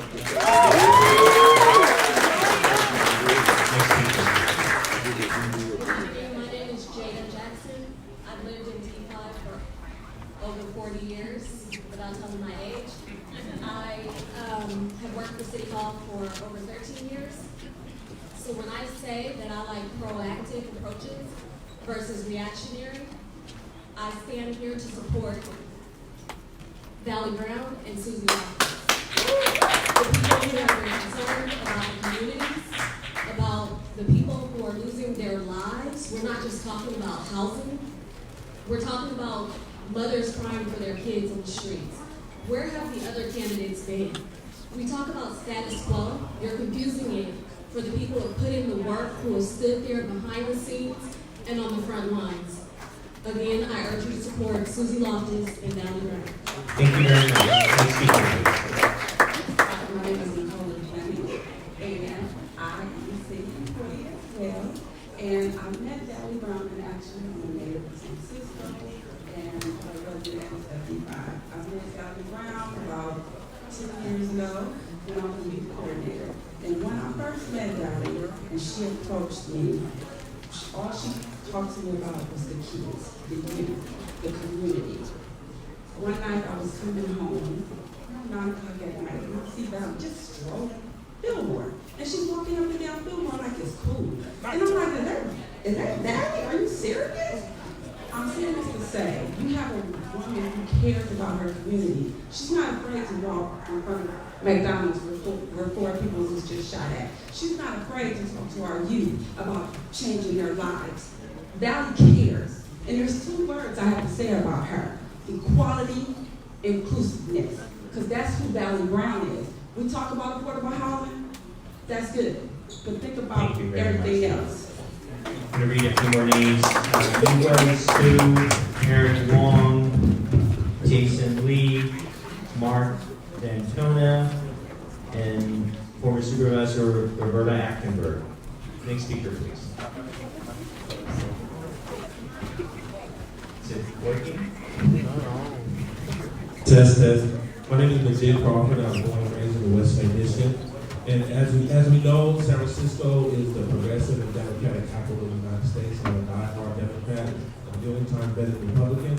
But despite that, San Francisco has one of the worst disparities when it comes to the black community. So when it comes to politics, it's really not about whether you say you're progressive or you say you're moderate. It's about what you actually do and how you can bring people together to create movements. Supervisor Valley Brown, when we were for years out there trying to fight against the redevelopment agency, trying to fight against policies that transform neighborhoods and displace people of color, she was the only person that came and stood with us. She's the only person that taught us the ropes of how to maneuver in government. She was able to help us open the Fillmore Heritage Center for a successful activation. She was able to help us get a grant to renovate the Fillmore Mini Park. She's been able to help and empower a lot of grassroots organizers. So I just ask you that you support someone that can help build a movement for change. Thank you. Thank you very much. Next speaker, please. I'm going to read a few more names. Susan Shane, Bridget Holmian, Deborah Walker, and Orlo O'Keefe. I'm sorry, Orlo O'Keefe. I know that person. Go ahead. Good evening, everyone. My name is Donna Kuzinski. I work at the San Francisco Public Defender's Office.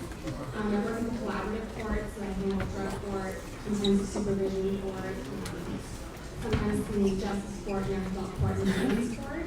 And I just want you to know, I see firsthand how racist our criminal justice system is every day. And I see that it's also not keeping us safe. We need a complete transformation, not just a few changes that we see. And I ask for you to endorse Jason Dean because he represents real decarceral change. His mom spent 22 years in prison and died and never get out.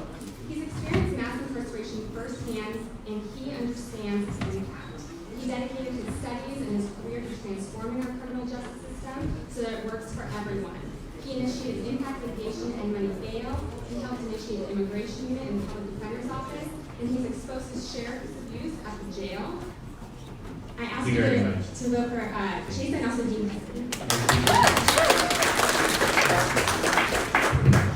Hi there, I'm Dorothy Thomas. I'm a renter here in the Mission. I'm a worker, not a founder or a boss or a manager, but I am part of the 45% of Democrats under the age of 30 who identify as a democratic socialist. Democrats know that capitalism is fueling my generation, and like it or not, the future of the party looks like me. They looks like the squad, and the future wants bold leadership making dramatic changes. San Francisco should be on the correct side of history and go hard left. Endorse Dean, endorse Chesa. Dean Preston, you heard about his winning right to counsel last year, but he also defended rent control. I live in a rent-controlled apartment, and I want rent control for everyone in the city, everyone in this room. His campaign also meant for No on H last year, a critical part of stopping the militarization of the unaccountable SFPD. And Valley is nice, but how has she really helped my bottom line as a renter and a worker? Dean has actually done the politics to make my life actually materially better. And not just for D5 residents, for all of San Francisco. Thank you.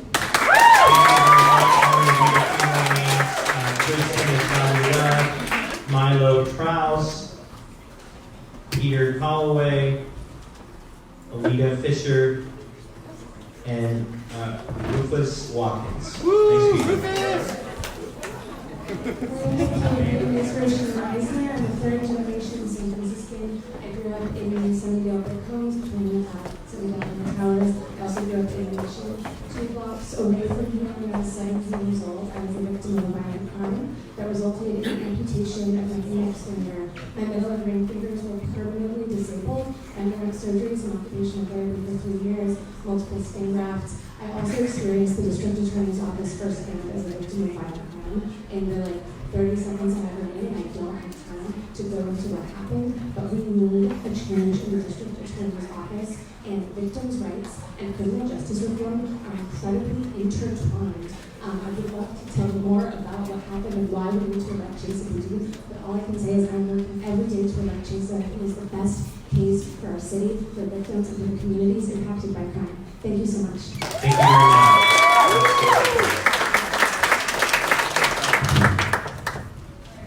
Mr. Chairman, members of the committee, my name is Alec Nash. I've been involved in grassroots national politics since pushing Bay to the ground. It's very nice to see how well the San Francisco Greens have helped with the elections last year for the respective congressional seats, and it's really important that we continue looking ahead. Now, there's a lot of passion about local issues here, which I totally understand. San Francisco is a leading light for the whole nation, but there are also national politics in which we're usually fairly unified. And I'd like to, as part of our presentation, Charlie Spiegel is going to be speaking on behalf of, one of the many resistance groups that I'm involved in, and Amy Armstrong will be speaking about resiststreet.net, which is a guide to various of the San Francisco resistance organizations. We'd like to work with your PD to provide a link to that in one of the emails, and when we've had clubs, we have a postcard out there also. We'd like to get information out to all clubs and the members who participate. Thank you. Thank you. Thanks, Speaker.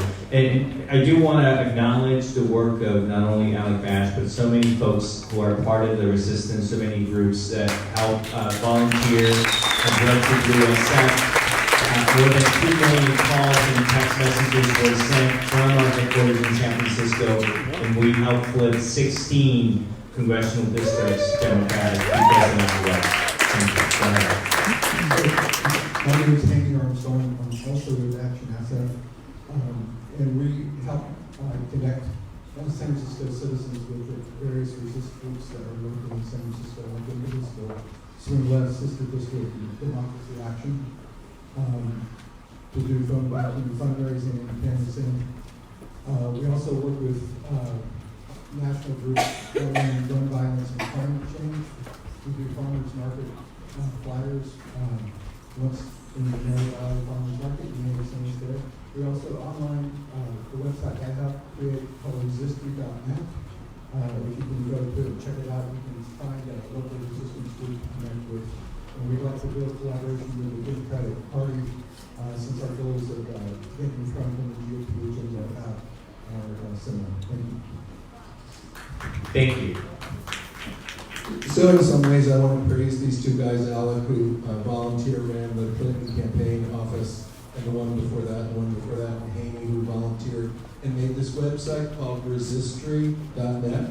So if you only want to remember one thing about national politics tonight, resiststreet.net, it's like registry, and it is our local connection to local resistance groups, and if your local resistance group is not on it, please contact us because we will put you on it.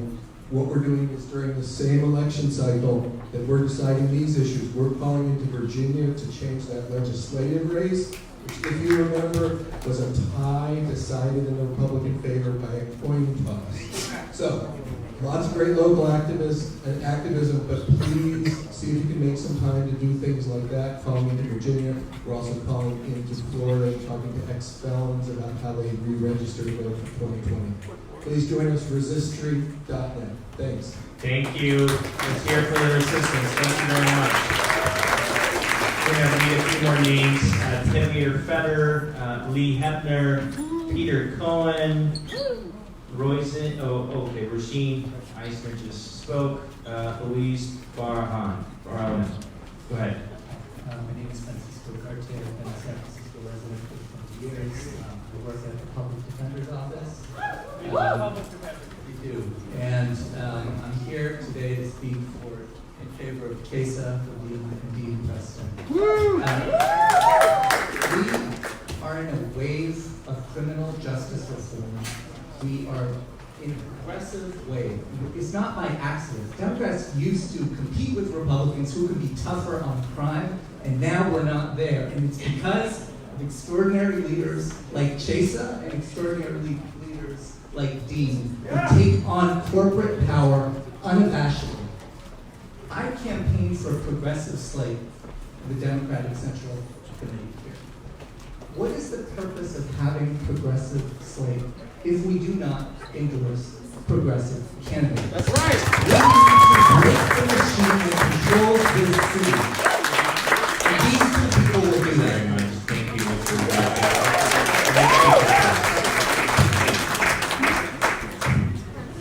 Hi, my name is Katie. I grew up in San Francisco, and I'm here today because in my experience working with women who are unhoused and or living in coercive situations, one of the things that most often happen in those coercive situations was lack of affordable housing or instability in the housing that they had. So for that reason, I have to vote for someone who's made or authored and supported these proposals supporting affordable housing and renters that are joining Prop F and Prop C and decompressing. So I vote for Thank you very much. Next speaker, Supervisor, welcome. Thank you so much. I'm Roberta Attenberg, and I have happily sat through this long and interesting meeting in support of my good friend and San Francisco's political leader, Susan Loftus. I've seen and worked with many leaders in San Francisco over many years, and I have rarely seen the kind of leadership that Susie brings forward. She's strong, articulate, thoughtful, and strategic, and progressive, and feminist. She's San Francisco's future, and I'm here to speak on her behalf. Thank you very much. Next speaker. Hi, I'm Susan Chang, and I'm Roberta's partner, so I just echo what she says. But I'm here wearing another hat, so this is the intro between endorsements. I'm representing a colleague at San Francisco Student Left, and I want to give you an update. I want to thank the DCCC again for supporting us with our fiscal sponsor and putting on a great event, which we have a resistance table there. But we're doing canvassing. In August, 21 people went to Turlock and knocked on over 400 doors for new canvassing. We have phone banks every night, every Sunday in Noe Valley. We're calling into the Virginia House of Delegates in North Carolina 3 and 9 because they are up and the Democrats can win. We are in collaboration with the Dolores Huerta Foundation to fund canvassers in District 21. Canvassers, many of whom will be DACA recipients and who speak the language. Thank you so much. Thank you so much. Thank you for all the assistance for I'm going to read a few more names. Anita Nava, Donnelly Taylor, Claudia Tirado, Rebecca Young. My name is Deborah Walker, and I sat on this committee, so I've been where you're at. Thank you so much for your attention for so many hours. I'm here supporting 3 strong, amazing women, London Breed for mayor, Susie Loftus for district attorney, and Valley Brown for District 5. San Francisco leads, San Francisco influences the nation, and you bet, damn it, it does mean something to have 3 women on your slate card. These women are going to win. I've been working with them for decades, each of them. They are strong. Valley Brown, in the short time she's been supervisor, has passed 27 pieces of legislation. She gets it done. London Breed gets it done. And our friend Susie Loftus, she knows reform. She's going to put the reforms through. It's time for reform in the criminal justice system, and she's going to do it. So we'd love to have your support for all 3 of these very strong women leaders. Thank you. I'm going to read a few more names. Bruce Agate, Elena Smith, Gail Seagraves, Davia Jasinski, and Georgia Buick. Go ahead. My name is Iway Sue. I've been a volunteer for the San Francisco Tenants Union for 17 years, and our mission is ultimately about preventing homelessness. The best way to prevent homelessness is before people become homeless. And most of the homeless used to have homes. And so Dean has actually been trying to prevent this homelessness for people who've been getting evicted by things like Prop F and many other actions. He has also, I can prove this, if you Google this, Valley Brown v. Dean Preston, you will pull up data on the real estate industry is 8 times supporting more of the opposing candidate than Dean Preston.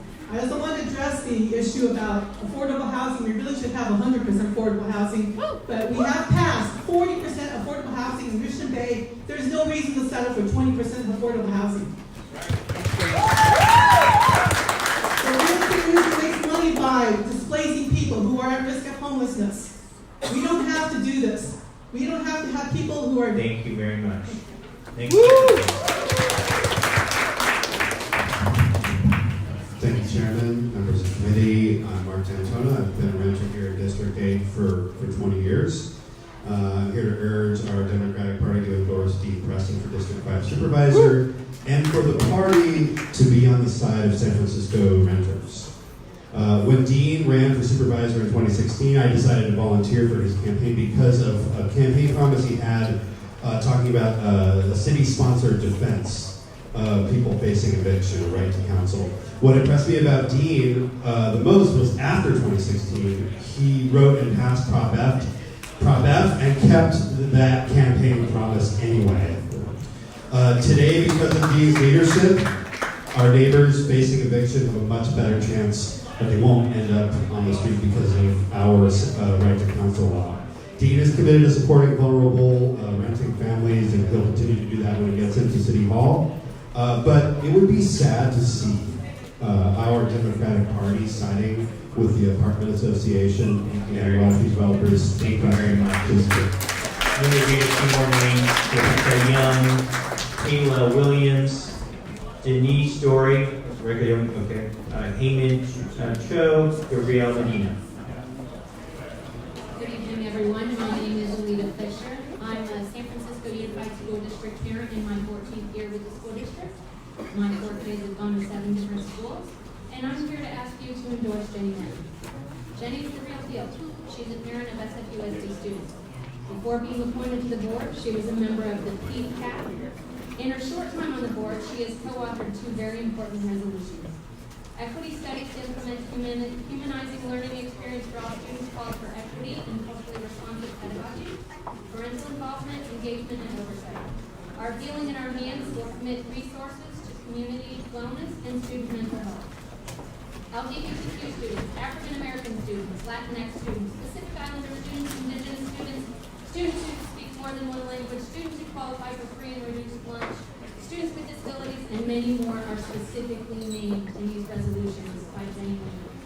Jenny has taken the feedback of the Community Advisory Committee for Special Education, the committee that I chair into account. Thank you very much. Please endorse Jenny. Thank you. A few more names. Herbert Weiner, Hope Williams. Are you still? Yeah. Okay, thank you. Haley Lloyd, Lauren Feverborn, Shannon Bolt. Go ahead. I want to say thank you for having me here. Get to the mic. Thank you. Thank you for having me here tonight. This name is Rick, and this morning, let you know, my name is Rick Watkins. I'm a Midtown resident. I've been at D5 resident since 1970. So I'm here to endorse Dean Preston as our new D5 supervisor, as well as Tessa Bailey as the party. These 2 men, I grew up in a household of I'm a black mother Democrat who likes strong people. Dean Preston, I can get on the phone and call him 24 hours a day. I had eye surgery recently, and I called Dean. Dean will say, hey, what can we do for you? You can do the same for all the same systems and all in D5. Chester Bodine, I met Chester Bodine at a fundraiser, and he stated, what is your problem with this? What would you do? He sat down on a busy schedule at public defenders, sit down with me at a restaurant and sit down and find out what can we get. So, again, I love the passion of these two men. I love the passion of tonight. I love the passion of all these individuals. Again, thank you for the opportunity.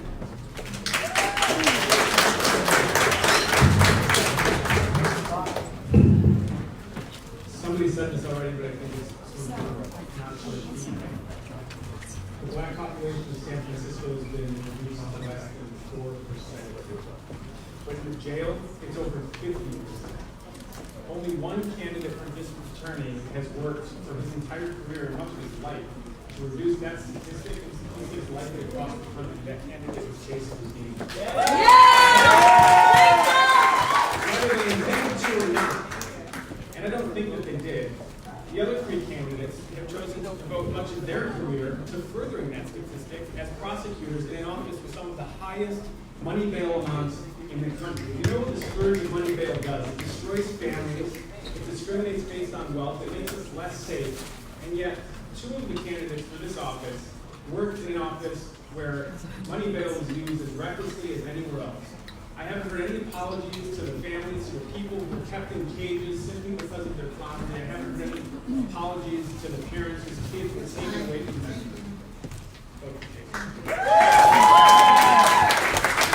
Hello, my name is Nancy Young, and I pretty much dedicated my life to getting the most progressive, productive, and innovative candidates elected in the city of San Francisco that is in such dire need of change. And I'm here to say that I'm 1,000% behind Chesapeake Dean and Dean Preston because they walk the walk and they talk the talk. Sorry, let me just read a few more names. Annabelle Ibanez, Shanti Singh, Quentin Sandberg, Caleb Kriwenko. Go ahead. My name is Luis Barahona. I'm a 15-year resident of District 5. And I'm here to ask you to endorse Dean Preston and also to ask to endorse Chesapeake Dean. As the DCCC, you guys have a large charge of saying what the Democratic Party stands for and what the city stands for. This is your opportunity to tell the city that San Francisco is still a progressive city that fights for the oppressed, that fights for social justice, that fights for San Francisco to be for everyone. And the way that you can do that is by endorsing Dean Preston and Tessa Boudin. It would be a shame for San Francisco to miss out on this progressive wave that's happening across the country. This is your opportunity to be a part of that and say, we still stand for social justice and we stand for something in San Francisco. Thank you. Hi, my name is Spencer Hudson. I'm here to ask you to endorse Dean and Chesa. Dean has never been elected for Board of Supervisors, but he already has 2 pieces of legislation under his belt. Our City Our Home is an innovative, world-beating piece of legislation that will go a long way to solving the homelessness crisis. And the Elected Council will prevent 50% of evictions in the city, which is also addressing homelessness. While we're talking about homeless people, most of the people in county jail are homeless. They have mental illness and substance use disorder. None of them belong there. Chaser has vowed to end money bail, to fight even more for those who need his help the most, and to close city jails. Please endorse Dean and Chaser. Thank you. Thank you. Next speaker, is you speak ready? I'm speaking now. On behalf of someone? I believe. Okay, so you can read a statement from someone. This is on behalf of Beach Open. We've heard a lot tonight about Valley Brown picking up litter, but did you know that over 64% of her donors are self-described litter bugs? I don't know if that's true, but this is what it is. I think we don't want somebody in the pocket of big litter. I don't know what this is, but what I can tell you is that you already told us what you're going to tell us. I don't know, but the school season has started again, and there's only one person in this room who's made it so that school teachers cannot be evicted from their homes during the school year, and that's Dean Preston. And I know that I don't know what this is, but I know that he supported that. Good evening. My name is Bruce Abbott. I'm a native San Franciscan and president of the Eastern Neighbors Democratic Club. I'm speaking in support of Valley Brown for District 5 Supervisor. I met Supervisor Brown last year. In this short period of time, I can see why she's so effective, admired, and well-liked. Everybody in the district knows Valley. I hear stories of how they work together on this project and that initiative, always talking about results and how things got accomplished. She is focused on the top priorities of the city: housing, homelessness, revenue protections, and transit. And although all are critical, as a huge transportation advocate, I so much appreciated the hearing Supervisor Brown called on transit. Not just talking about the issues of missed runs, large gaps in headways, but bringing to light the root causes versus talking about the symptoms. Driver shortages and some of the reasons why. Low starting wages, slow rate of progressive wage increases, and working conditions. Not easy to resolve, but at least they are now front and center with the opportunity to be addressed. Thanks for the opportunity to provide public. Thank you very much. And we're almost done, and I would simply ask people to focus on speaking about why you want your candidate, and please, to the extent possible, try to focus on the positive instead of attacking other people. So I'm going to read a few more names, and if there's anyone who has not spoken, I would ask that you please fill out a card. Ben Woosley, Julian Roger,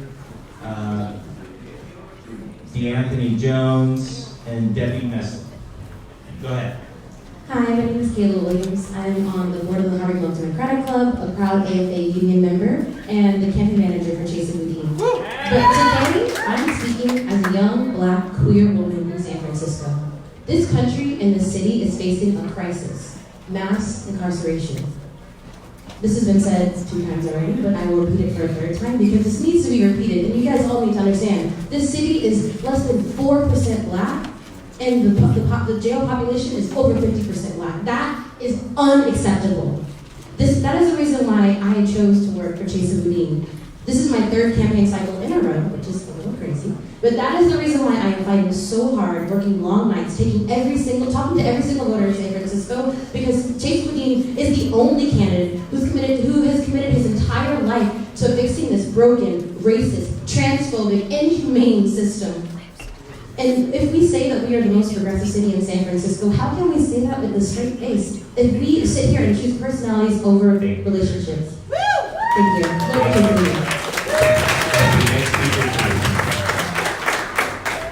Hi, thank you for listening to us for this long time. My name is Hemi Cho. I'm co-chair of Progressive Democrats of America and co-chair of the Electoral Committee of DSA.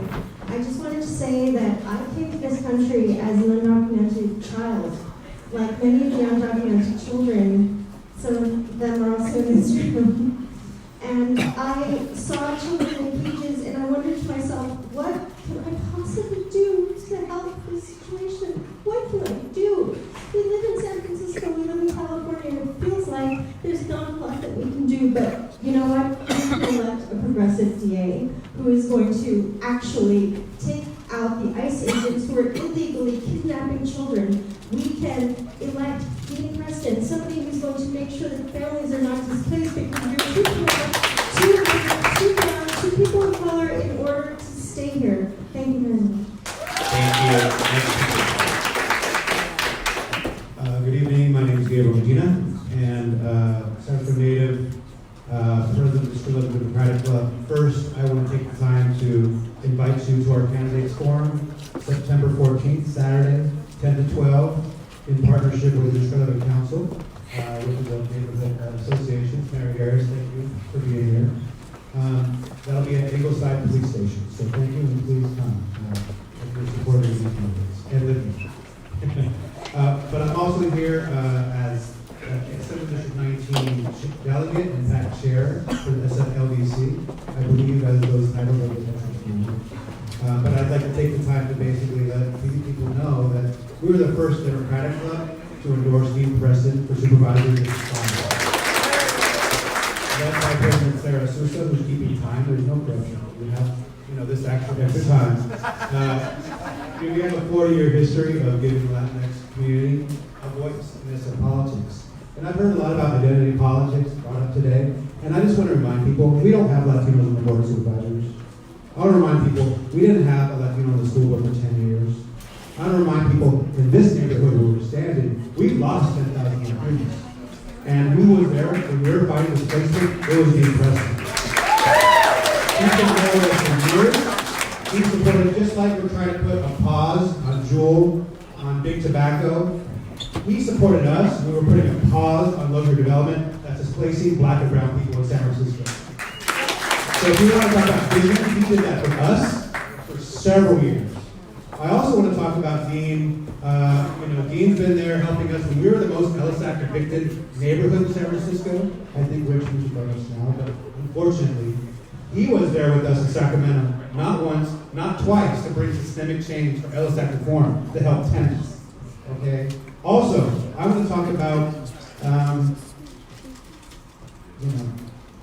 we need to look at how, for social justice, the VA raised as well. We also early endorsed at the Democratic Club, Chesa Boudin, who's here. And, I think Susie's a great mother, great person, but I support Chesa because he's a state. I don't think people should be tased. And I support Chesa because here in this neighborhood where we've lost Amil Carpeta Lopez, where we've lost Alex Neto, where we've lost Luis Góngora to police violence, I trust Chesa first to give us police accountability like any citizen. So please, vote for Chesa for GA, vote for Dean Preston District 5 Supervisor. Thank you. Next speaker. Good evening, everyone. Thank you. My name is Katie Lloyd. I am a District 5 resident, and over the last 2.5 hours, you have heard all of the reasons that I support Valley Brown for District 5 Supervisor and Nancy Loftus for District Attorney. On top of all... Wow, sorry, Susie Loftus. You've heard all the reasons that I support Valley Brown and Susie Loftus. On top of all of that, these two women have been fighting for women. When over 20 states came out and said that they were going to restrict women's rights to health care and women's right to choose, Valley Brown stood up and said San Francisco is going to fight for all of it. When women said we don't feel safe and we need help, Susie Loftus got women from all over the city, all walked together and talked about how can we make women feel more safe? What can we do for public safety? These women work with community and they fight for us, and it's important to have a representation. Thank you very much. Next speaker. Hi everyone, I am Kathleen Natividad and I'm the Deputy Public Defender. You can speak into the I'm sorry, I hate microphones. When I'm in trial, I don't use them. I'm Kathleen Natividad and I am the Deputy Public Defender here in San Francisco. I am urging all of you to really think about what you're going to do. Because how could you possibly think that electing somebody who has only supported one side, only worked on one side, is going to make the changes that are necessary to create reform in our criminal justice system? Chesa has actually worked with our community and will make sure that what needs to get done will be done. He's not just choosing what is popular. He knows what's needed for reform. And when I choose a jury every single day, you see the difference San Francisco hasn't. Thank you very well, much. I really want Thank this. you. Next speaker. Good evening. I'm Ed Williams, District 7, where I live with my 4-year-old daughter, my wife, and my mother. I moved to San Francisco to raise my family here because I thought this would be the safest place for my family, who half of them are undocumented. A lot of them, I'll say, the Chesa Boudin as district attorney will help me feel like my family, my children, and their children will also be safer in the city, because he will change this city and he will help change the culture of this nation of recycling human bodies in cages. Thank you very much. Next speaker, please. Yes, my name is Quentin Sandberg. I am a resident of District 5. And it was the results of the 2016 presidential election that got me inspired to get involved. And what keeps fueling that inspiration is all my interactions with Valley Brown. Whether it's her going out and actually literally cleaning the streets, inspiring others, such as myself, to do so, or her passing out personal information to those in the community, and so that they can reach her personally about any problems that they have. But most importantly is the way that she works with everybody at City Hall to just simply get shit done, which is desperately needed in government right now. But I'm also here to support Susie Loftus because of her commitment to women's safety. Women should not fear for their lives anywhere, especially at home and on the streets, just trying to go home after work. Thank you. Thank you very much. Thank you, and welcome our partnership with our teachers. Buenas noches. Ana Belimañez, Political Director with United Educators of San Francisco.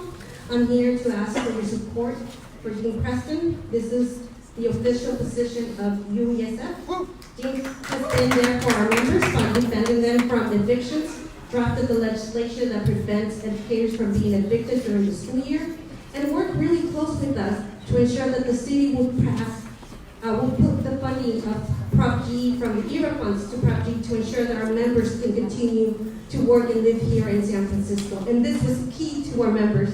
Also, we urge your support for Prop A and Prop B.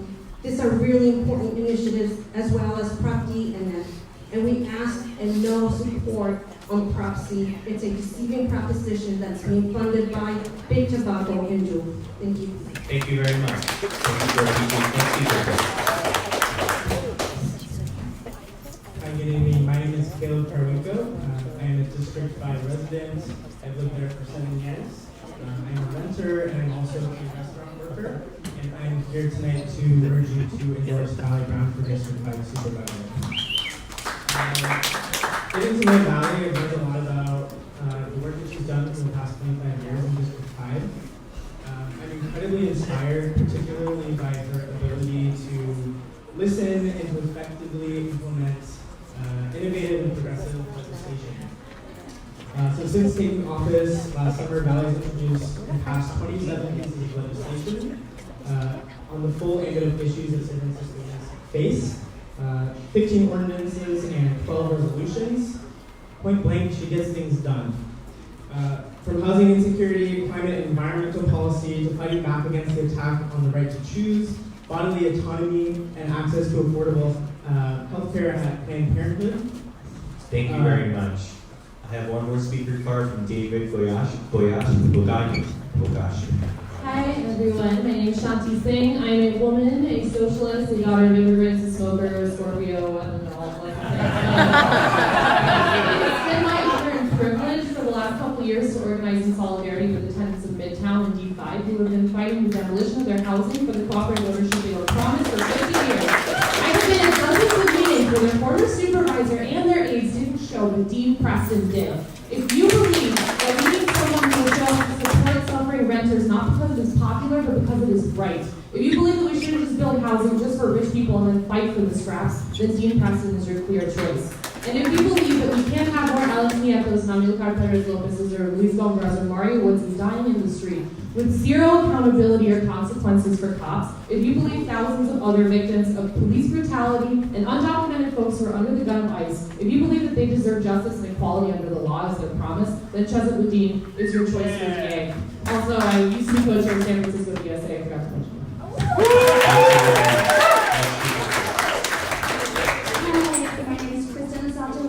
I'm on the board of Alice Matulka's Democratic Club, as well I am an ADEM delegate for Assembly District 17. I'm here in support of Susie Loftus and Valley Brown.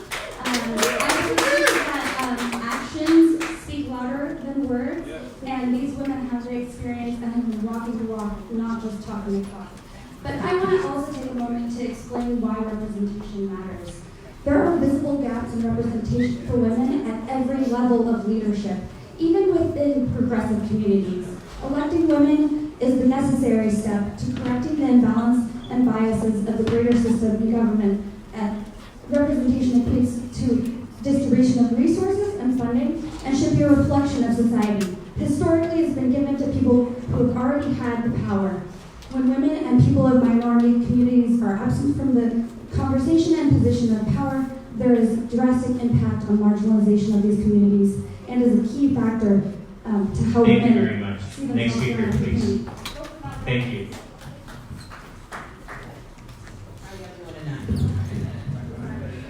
All the phones down? I'm going to tell you a little bit about myself, why I'm taking all of my votes. I'm citywide. I work in every district as an activist.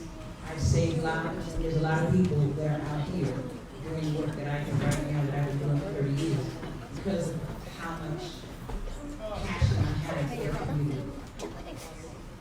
I am currently a re-entry case manager for the 18 to 25-year-old population. That's downtown. And I don't want to point no finger nowhere, but I do know that Susie Loftus is the closest thing that we got to knowing both sides. She's going to stand in the middle and not look to the left or the right, but make sure the prize is the city. And make sure that you guys, I'm making sure that you guys put her in office. I'm not even asking. I'm saying please put her in office because she knows both sides, not just one side. Thank you. Next speaker, please. So we have one more speaker, Maureen Loftus. Right. First of all, thank you all for your service on the DCCC. I really appreciate that. And then I'm not going to sit up here and tear down one to build up the other. I'm sorry. Doing some great work in their own rights, but I'm here to support Supervisor Valley Brown and Susie Loftus. Susie Loftus came out and actually had Black and Brown youth lead some of the discussions around police reforms in the city. Supervisor Brown saved one of the properties that I was in, and that's the Martin Luther King Marcus Garvey Square Cooperative, which is a majority Black homeowners. So I definitely think we have a comparison of riches of leaders here in the city, but I'm speaking personally on how the two candidates that I'm here to support have impacted my life. And when I was on the youth commission, Supervisor Valley Brown took me under her wing and as an intern in the supervisor's office. So I really appreciate her leadership. And, you know, Dean, I got mad respect for when you worked with my grandfather, the late Wade. Thank you very much. So thank you. Thank you. Next speaker, please. Hi there, I'm Ben Woosley, and I'm a community organizer in Western Soma, District 6. And my parents built the house I grew up in. They were not evil developers. I'm glad they put a roof over my head. 110 years ago, someone built the house that I now live in. And so I have an apartment I can live in. I'm glad for that. They were not evil developers. Every one of us has someone who built the house that we live in. Do we shake our fists at them and say, damn you for doing that?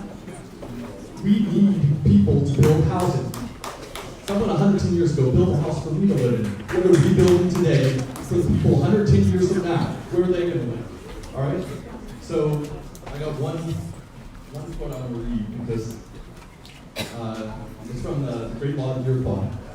In every deliberation, we must consider the impact on the seventh generation, even if it requires having skin as thick as the bark of a pine. Thank you. I'm supporting Valley Brown. Thank you very much. Next speaker, please. Hi, good evening. My name is Julian Melosa. I'm a local organizer and member of DSA San Francisco, and also the director of Common Defense Veterans. And I supported Chase Dean and Dean Preston, largely because prior to coming back to San Francisco last year, I was out knocking on doors for Alexandria Ocasio-Cortez so that we can unseat the real estate machine in New York. And I'm back here to support them because they're fighting for the same values that they're fighting for out there. They're fighting to protect the poorest and most powerless residents from the wealthiest and largest landlords pushing from their homes, and a criminal justice system that believes you can solve the problem by putting people in cages. Well, Chase Boudin is endorsed by civil rights icon Angela Davis, Matter, Patrice Kohler's, San Francisco Young Democrat. Dean Preston supported by the DSA National because they're fighting to protect renters from being pushed from their homes and end money bail so that we can build a system that empowers people at the local level and community org. Thank you. Next speaker.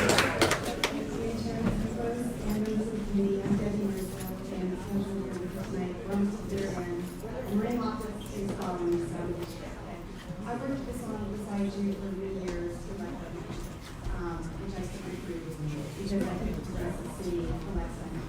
So as you give an opportunity tonight, I'm asking you to support Valley Brown and Susie Loftus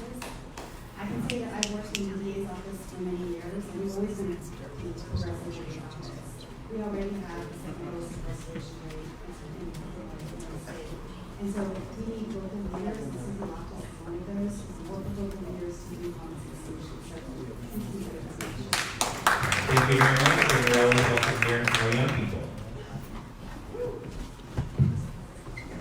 Hi, my name is Lauren Office. I'm the daughter of the District Office, and I'm speaking in favor for today. My mom has a track record of taking the tough jobs and getting stuff done. And you know why that is in a large part? She would be the first mother to be a district attorney in San Francisco. My grandmother raised her and my aunt as a single mother in San Francisco. She's a product of SFDCCC schools, and she sent me and my two sisters to public school.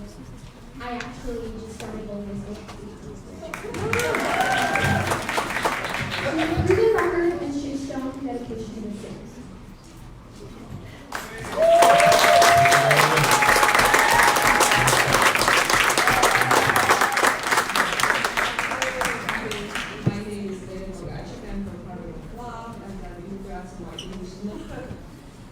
So I used to write about senior eviction deaths in San Francisco, about senior students during or soon after eviction.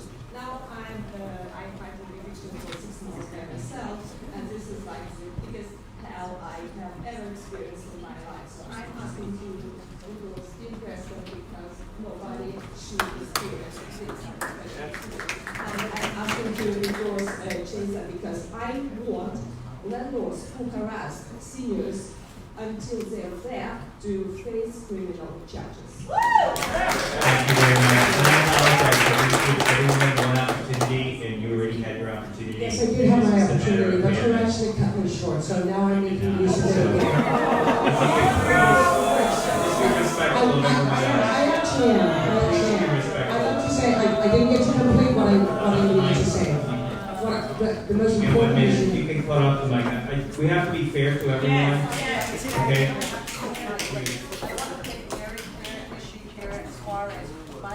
Please respect everyone else. We're all the same here. We're all the same here. Everyone gets the same time.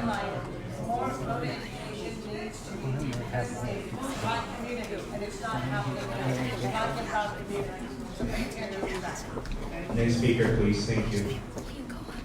Hi, my name is Vinny and I'm the organizing director for Susie Loftus' campaign. I'm actually here to speak on behalf of one of our volunteers, AOC Graves, who had to leave because she has to go early trial for exam. She waited 3 hours and wasn't able to speak to you directly, but she wrote you. So, really quickly, she wanted me to say that please endorse Susie Loftus as district attorney because she helped me when she was president of the police commission. They were redrawing the districts of the police stations, and she gave me a voice in the room. She also wanted me to say, also, if you don't feel weird, say I said, please endorse Tim Preston because I'm the district attorney. Thank you very much. Next speaker, please. Hello, everybody. My name is Alan Moore. I'm an AHM delegate from Assembly District 19, and I'm a lifelong Sunset resident. And I'm here today to support Susie Loftus for and I want to talk about a little bit about why she's interested in me. As a lifelong Sunset resident, she's a parent with kids in her public school. She's an active public school parent, and I can tell that she's highly committed to our city and our neighborhood, and she loves the city, and she's deeply committed to reforming the criminal justice system. She's had past experience reforming the community before as a district attorney, and I'm confident that she will take on this role as district attorney in a very effective way.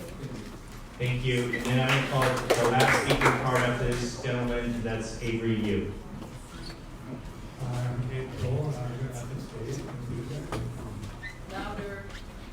I go to SF State. I'm a student there. My name is Kate Cole. I'm really nervous, and I wouldn't be here if it wasn't for people like Brandon at the AOC and like Dean Preston here, fighting for what's right. I'm a student. We get free uni. Everyone should get free uni. It makes no sense that low-income people are not able to go to work because, like, it costs money to use public transportation. Market rate housing doesn't work either, and everyone should be able to access affordable housing. Just please vote Dean Preston and choose good. Thank you very much. And this is our last speaker.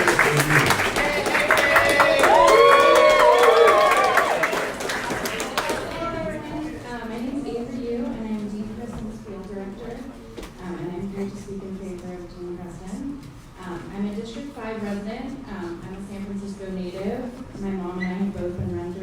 entire lives, and most of all, I love this city. As a grassroots campaign, we don't have the big money, but we do have volunteers to knock doors every single day and have one-on-one conversations with our neighbors. And I think walking the walk means doing the work that needs to be done regardless of the credit you get for it, and that's exactly what Dean's done.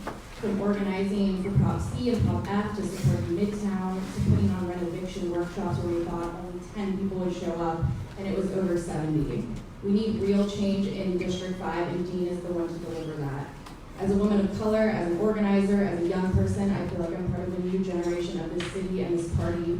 And I just want to leave you with something that Dean said, which is that politicians are the tool of the movement, and I'm proud to be part of that movement. Thank you. Thank you.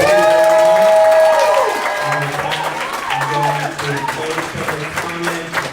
Thank you very much, San Francisco Democrats, for coming to speak. Greatly appreciate your feedback. Give yourselves a big round of applause.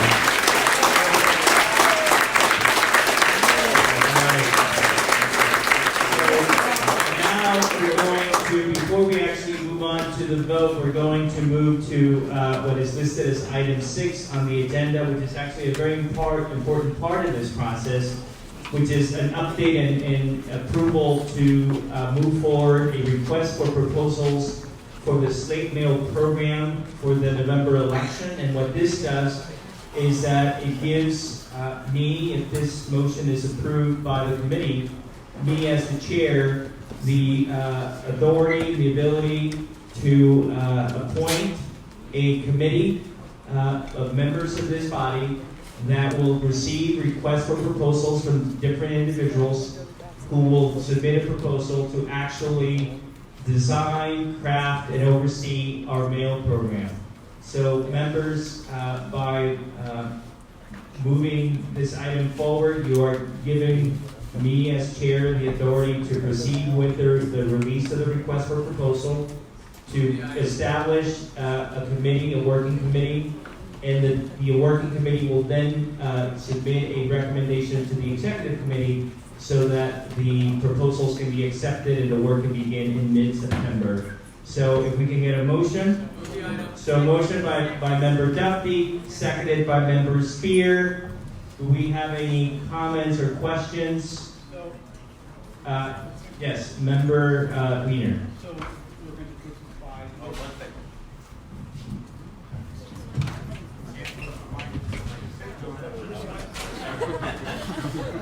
I'm sorry, Mr. Chairman, this is Mike here. So is there a date certain this is going to be accomplished so that the firm can get to work? Well, the request for proposal is due by September 11th, and the way that I will direct the committee, and I will ask for volunteers to be on the committee, is that they submit a recommendation by September 15th to the executive committee. We will shortly thereafter have an emergency meeting to make that decision. Excellent, thank you. Yes, member Alexander?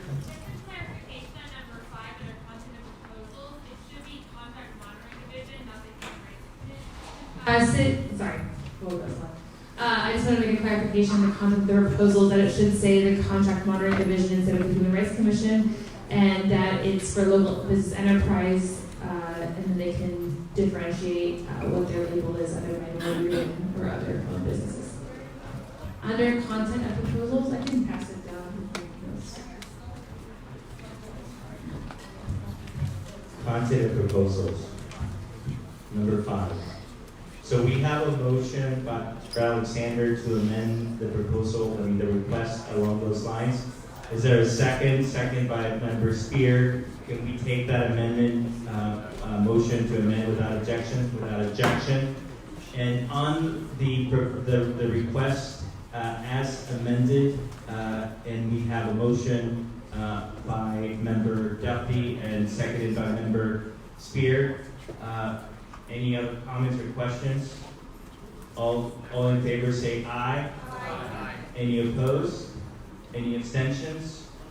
The ayes have it. Thank you, and we will proceed to release the request for proposal along the lines that have been directed.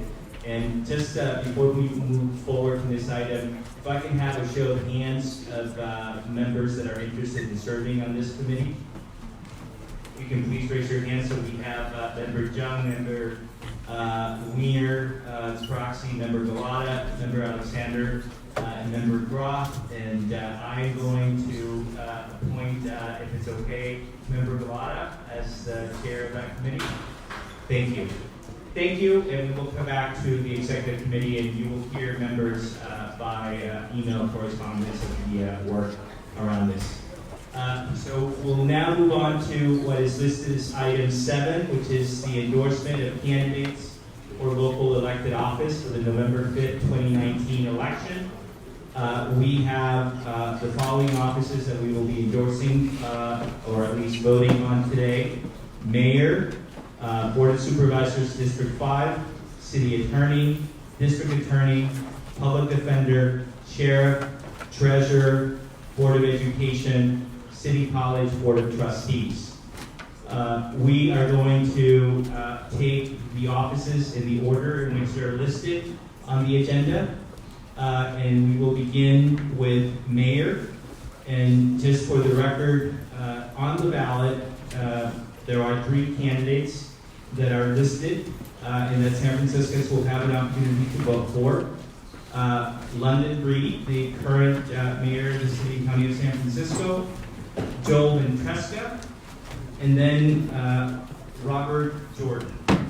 For members of this committee, as you know, we received responses to our questionnaire from Mayor Reed and from Joel Ventresca, but not Robert Jordan. And the way that we are going to do this vote is that we are going to go down each member for the first place endorsement. And as you know, we have a ranked choice system in San Francisco, so this committee can vote first place, second place, third place. And so what we are going to do is that we're going to call a roll for each member. That member is going to say the candidate that they are voting first for first place. And if there is an endorsement in first place, we will proceed to an endorsement in second place. If there is an endorsement in second place, we will proceed to third place. If there is no endorsement in first place, then there will not be an endorsement for second or third place. I know that this is very confusing, but for folks that are in the audience, the way that the endorsement process works is that for members of this committee, they have the choice of voting for one of the candidates. That's one choice. They have a second choice of voting for no endorsement, and if no endorsement gets a majority of the votes, that is actually a position of the body. And then the third choice that they have is to abstain. To get an endorsement, first place, second place, third place, the candidate has to get a majority of the votes of the committee. If a member of the committee abstains, that abstention lowers the threshold for the majority. So with respect to mayor, as an example, for the first place vote, there are 33 votes actually 32 votes in the committee right now, with 1 vacancy. So to get the majority vote and get the endorsement, you need 16 votes. 17 actually. 50% plus 1. So you need 17 votes of first place votes to get that endorsement. I know that that's confusing. So again, the threshold number here is 32, even though we have 33 members, there is a vacancy right now. And to get the majority, you need 17 votes. So with that, on mayor, we're going to begin by having the secretary call the roll for first place votes for mayor. And again, the roll will ask each member to say the candidate that you're selecting. But before we do that, we have a comment. Are you going to be calling? Okay, so we have our secretary, Francis Shea, and we have member Jen Lowe who will be calling the roll. So with that, I'll turn it over to member Lowe and member Shea.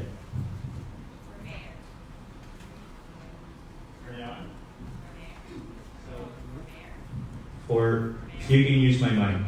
For mayor, first place vote. Alexander. Alioto. Alioto Bree, Baraka. London Bree. Baraka Bree, Bryant. Bryant Bree, Campos. Bree. Campos Bree, Chan. Bree. Chan Bree, De Jesus. De Jesus Bree, Dufty. Bree. Dufty Bree, Fewer. Fewer Bree, Galata. Galata Bree, Growth. Growth abstain. F Shay. F Shay Bree, Tom Shay. Tom Shay Bree, Mary Jung. Jung Bree, Kim. Kim Bree, LaCroix. LaCroix Bree, Leviton. Leviton Bree, Low Bree, Mahogany. Mahogany Bree, Mandelman. Mandelman Bree, Maxwell. Maxwell Bree, Norton. Norton Bree, Souza. Souza Bree, Feinstein.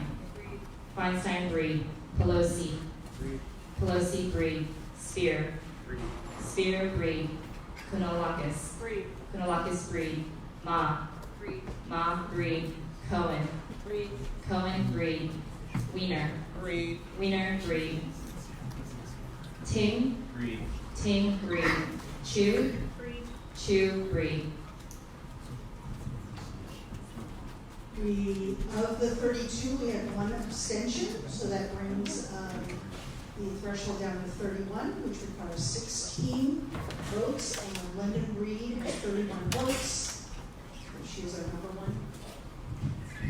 So congratulations to Mayor Breed. She is the #1 endorsed candidate of the San Francisco Democratic Party.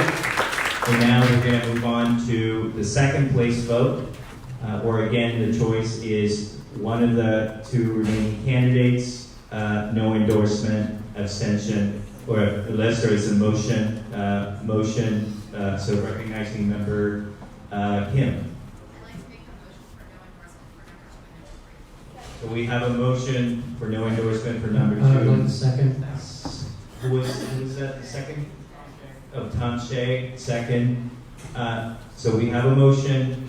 All those in favor say aye. Aye. Any opposed? Any abstentions? So again, no endorsement for number 2 or number 3 in the mayor's race. Mayor London Breed is the solely endorsed candidate of the San Francisco Democratic Party. Congratulations to Mayor Breed.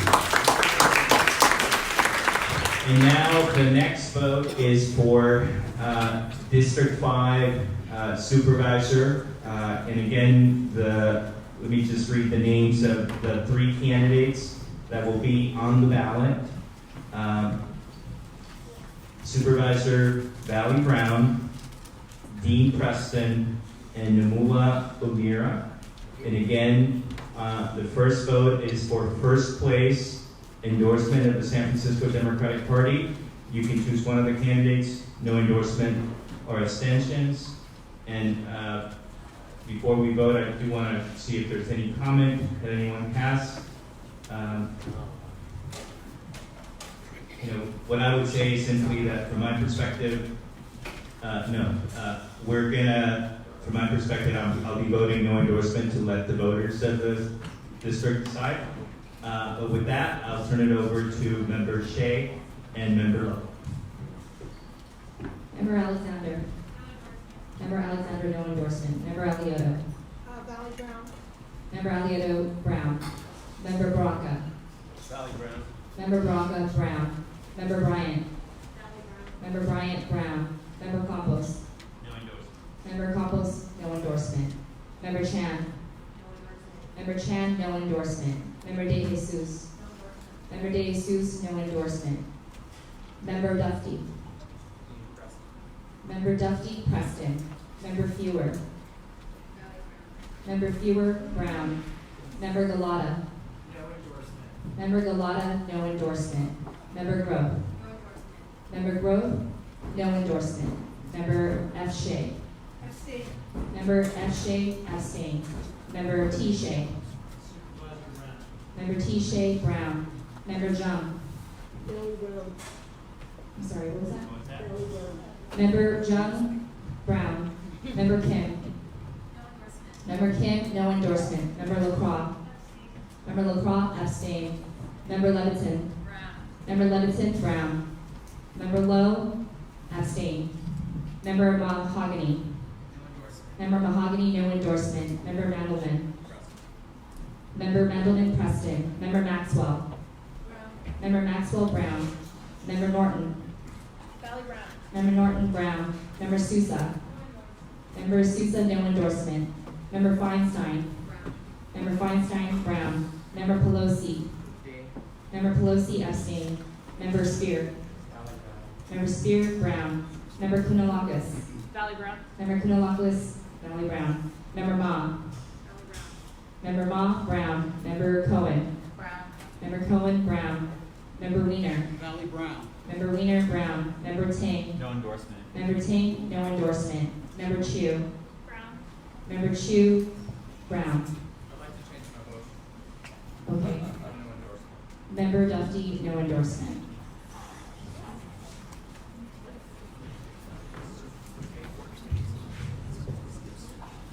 Okay, of the 32 votes, we had 4 abstentions, which brings the threshold down to 28, which means that for a win, you need 15 votes. In that last round, Valley Brown had 16 votes.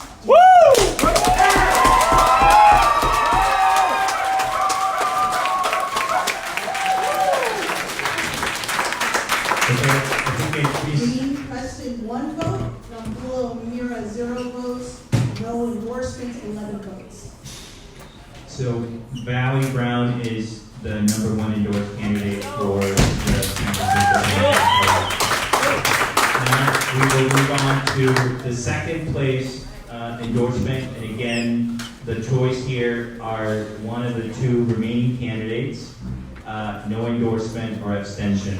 So I'll turn it over to Member Lowe, Member Shea for the roll. Round 2. Member Alexander. Member Alexander, Preston. Member Alioto. Member Alioto, no endorsement. Member Baraka. D. Preston. Member Baraka, Preston. Member Bryant. Member Bryant, no endorsement. Member Campos.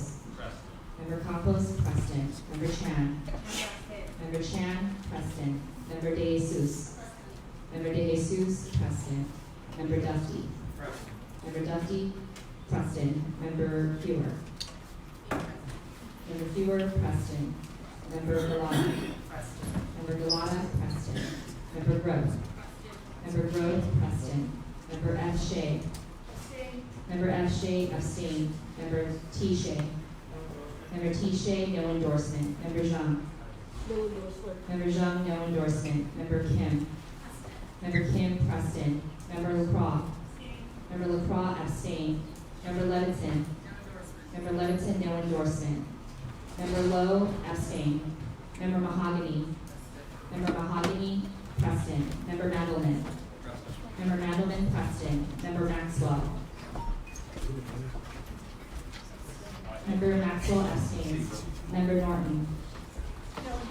Member Norton, no endorsement. Member Sousa. Member Sousa, Preston. Member Feinstein.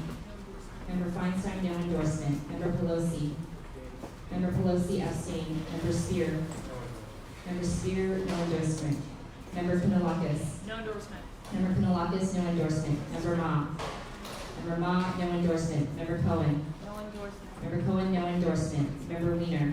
No endorsement. Member Weiner, no endorsement. Member Ting. Abstain. Member Ting, abstains. Member Chu. Member Chu, no endorsement. Okay, so of the 32, there were 6 abstentions, which brings the vote threshold down to 26. And with 26, you would need 14 votes to win. In rank 2, Valley Brown's up. Dean Preston 13, Rambulo 0, no endorsement 13, 6 abstentions. There's no endorsement. So with that vote, there is no majority threshold, so there is no position on the #2 endorsement. So there is no endorsement on #2 or #3. So Valley Brown is the sole endorsed candidate in District 5.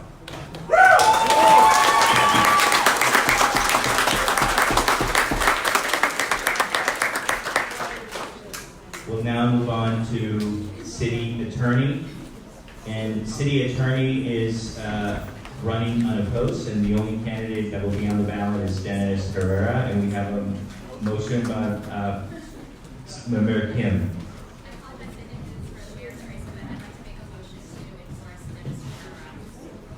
Okay, second by Duffy. All those in favor say aye. Aye. Any opposed? Any abstentions? Dennis Herrera is unanimously endorsed for re-election by the San Francisco Democratic Party. Congratulations. Now we'll move on to district attorney. And with district attorney, we have 4 candidates. We have Chesa Boudin, Nancy Tung, Susie Loftus, Leaf Douch. And again, the first roll will be on the number 1 endorsement, and the choices are one of the 4 candidates, no endorsement or abstention. So I'll turn it over to Member Lowe and Member Shea. Member Alexander. Alexander Loftus. Member Alioto. Alioto Loftus. Member Baraka. Baraka Bodine. Member Bryan. Member Bryant Loftus. Member Campos. Member Campos Boudin. Member Chan. Member Chan Loftus. Member De Jesus. Member De Jesus Loftus. Member Dufty. Member Dufty Loftus. Member Fewer. Member Fewer Boudin. Member Galata. Member Galata Boudin. Member Grove. Member Grove abstains. Member F. Shea. Member F. Shea Loftus. Member T. Shea. Member T. Shea Loftus. Member Zhang. Member Zhang Loftus. Member Kim. Member Kim Boudin. Member LaCroix. Member LaCroix Loftus. Member Leviton. Member Leviton Loftus. Member Lowe Loftus. Member Mahogany. Member Mahogany Boudin. Member Mandelman. Member Mandelman Loftus. Member Maxwell. Member Maxwell Loftus. Member Norton. Member Norton Loftus. Member Souza. Member Souza Boudin. Member Feinstein. Member Feinstein Loftus. Member Pelosi. Member Pelosi abstains. Member Spear. Member Spear Loftus. Member Kunalakis. Member Kunalakis Loftus. Member Ma. Member Ma Loftus. Member Cohen. Member Cohen Loftus. Member Wiener. Member Wiener Loftus. Member Ting. Abstain. Member Ting abstains. Member Chu. Member Chu Loftus.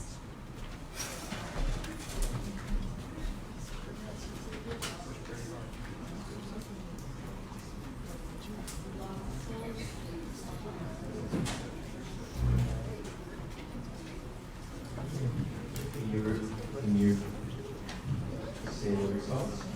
So with 32, 3 abstentions, that brings the voting threshold down to 29, which means you would need 15 votes to win. We have Susie Loftus with 23.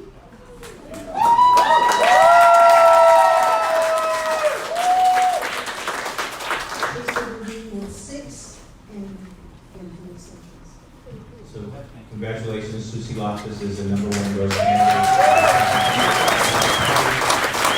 We will now move on to the number 2 endorsement for district attorney. And again, the choices are Chesa Boudin, Nancy Tung, Leaf Doubt, no endorsement or abstaining. So we'll now do the roll for number 2 endorsement in the DA's race. Member Alexander. Member Alexander Boudin. Member Alioto. Member Alioto, no endorsement. Member Baraka. Member Baraka Boudin. Member Bryant. Member Bryant, no endorsement. Member Campos. Member Campos Boudin. Member Chan. Member Chan Boudin. Member De Jesus. Member De Jesus Boudin. Member Dufty. Member Dufty, no endorsement. Member Fewer. Member Fewer Boudin. Member Galata. Member Galata Boudin. Member Grove. Member Grove Boudin. Member Shea. F. Shea. Member F. Shea F. Boudin. Member T. Shea. Member T. Shea, no endorsement. Member Zhang. Member Zhang, no endorsement. Member Kim. Member Kim Boudin. Member LaCroix. Member LaCroix Boudin. Member Leviton.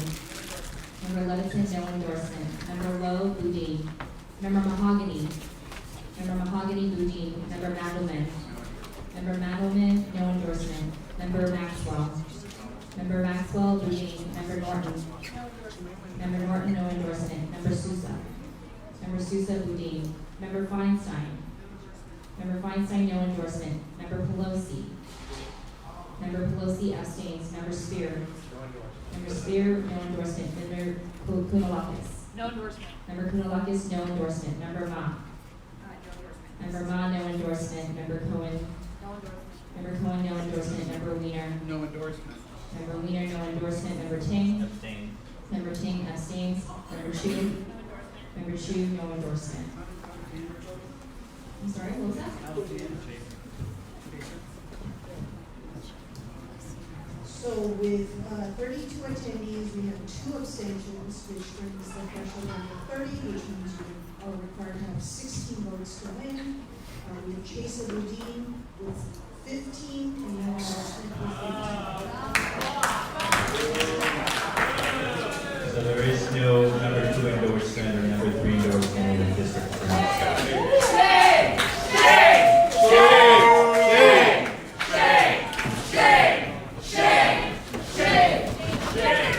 So we're going to now move on to public defender. Congratulations, victors! So we're going to move on to public defender, and public defender is one candidate who is running unopposed, and Ms. Manohar Raju. So Manohar Raju, is there a motion to do, yes, motion by Kim? Go ahead. We're gonna win. So we have a motion to endorse Manohar Raju by Kim, seconded by Brian. Excuse me, can we have everyone's attention? I'm just trying to conduct the business that remains before the committee. Excuse me. So on the motion, as seconded, all in favor say aye. Any opposed? Any abstentions? So congratulations, yes. So one abstention, Feinstein? So congratulations to Manohar Raju, who has the endorsement of the Democratic Party for Public Defender. Now we'll move on to Sheriff.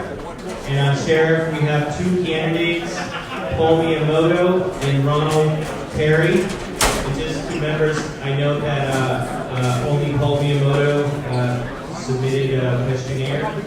Is there a motion? So member Duffy. So motion to have Paul Miyamoto's sole endorsement. Is there a second? Second by Alioto to have sole endorsement for Paul Miyamoto as sheriff. All those in favor say aye. Any opposed? So we have Brian, Galata, Rod, Fewer, Mahogany, and Kim. Okay, so we're gonna do, okay, I think that they have asked for a roll call, so we're gonna do a roll call on Paul Miyamoto and the other candidate for sheriff. So again, we're gonna do a roll call, and when the name is called, say the name of the candidate or position that you want to take, candidate or endorsement abstention. So I'll turn it to member Lowe and member Shea. Alexander. Alexander, no endorsement. Member Alioto. Member Alioto, Miyamoto, member Brock. Member Brock, no endorsement. Member Bryant, no endorsement. Really talking about either Member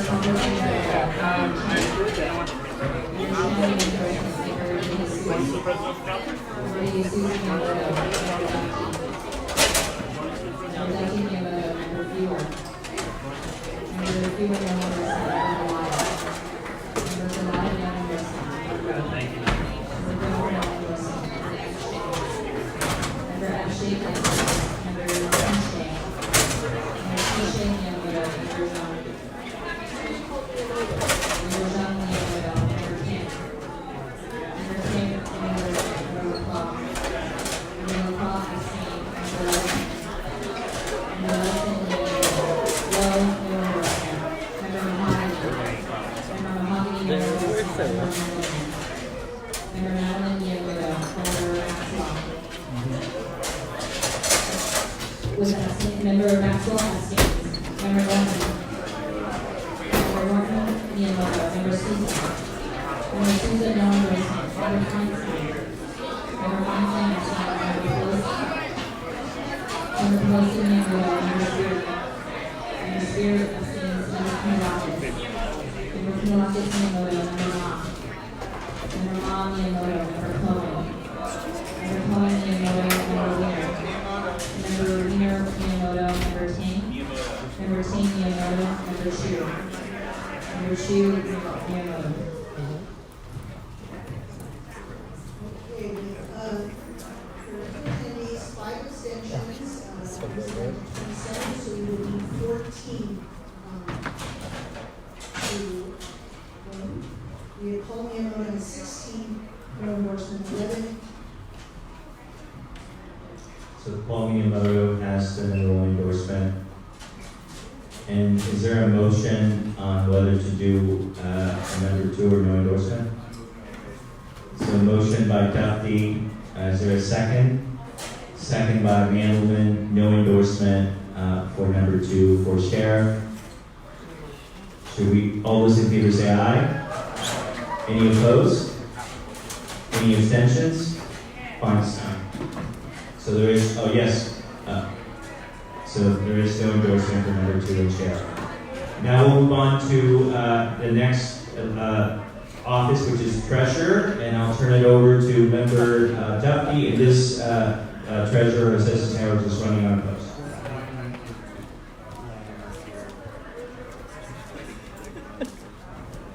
There's a second, so the motion by Duffy, second by Lowe. All those in favor say aye. Aye. Any opposed? Any abstentions? Okay. Congratulations to Mrs. Cisneros. He has the unanimous support of the San Francisco Democratic Party. We'll now move on to Board of Education, and there is one seat that is that we're voting on, and that is a seat that is currently the current holder of the seat is Jenny Lamb, who was appointed by Mayor Freed, and there are 3 candidates: Jenny Lamb, Robert Coleman, and William. What's his name? Okay. Great. Kristen Stroll. So we have 3 candidates for one position on the Board of Education, and this is basically, I guess, one first place, second. So you can only vote for one. You can only vote for one. Yes. So you can. I see. Okay. They also, of the 3 candidates, only Lamb and Coleman submitted a question in the first 3 in the responses. Okay, great. So we have 1 and 2 choices, Lamb or Coleman, and so we'll do the roll call. Member Alexander. Member Alexander Lamb. Member Alioto. Member Alioto Lamb. Member Baraka. Member Baraka Lamb. Member Bryant. Member Bryant Lamb. Member Campos. Member Campos Lamb. Member Chan. Member Chan Lamb. Member De Jesus. Member De Jesus Lamb. Member Duffy. Member Duffy Lamb. Member Fewer. Member Fewer Lamb. Member Galata. Member Galata Lamb. Member Member Growth. Member Growth Lamb. Member F. Shea.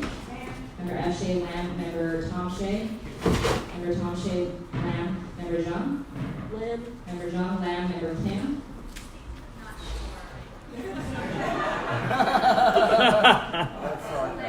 Member Kim Lamb. Member LaCroix. Member LaCroix Lamb. Member Leviton. Member Leviton Coleman. Member Lowe Lamb. Member Mahogany. Member Mahogany Lamb. Member Mandelman. Member Mandelman Lamb. Member Maxwell.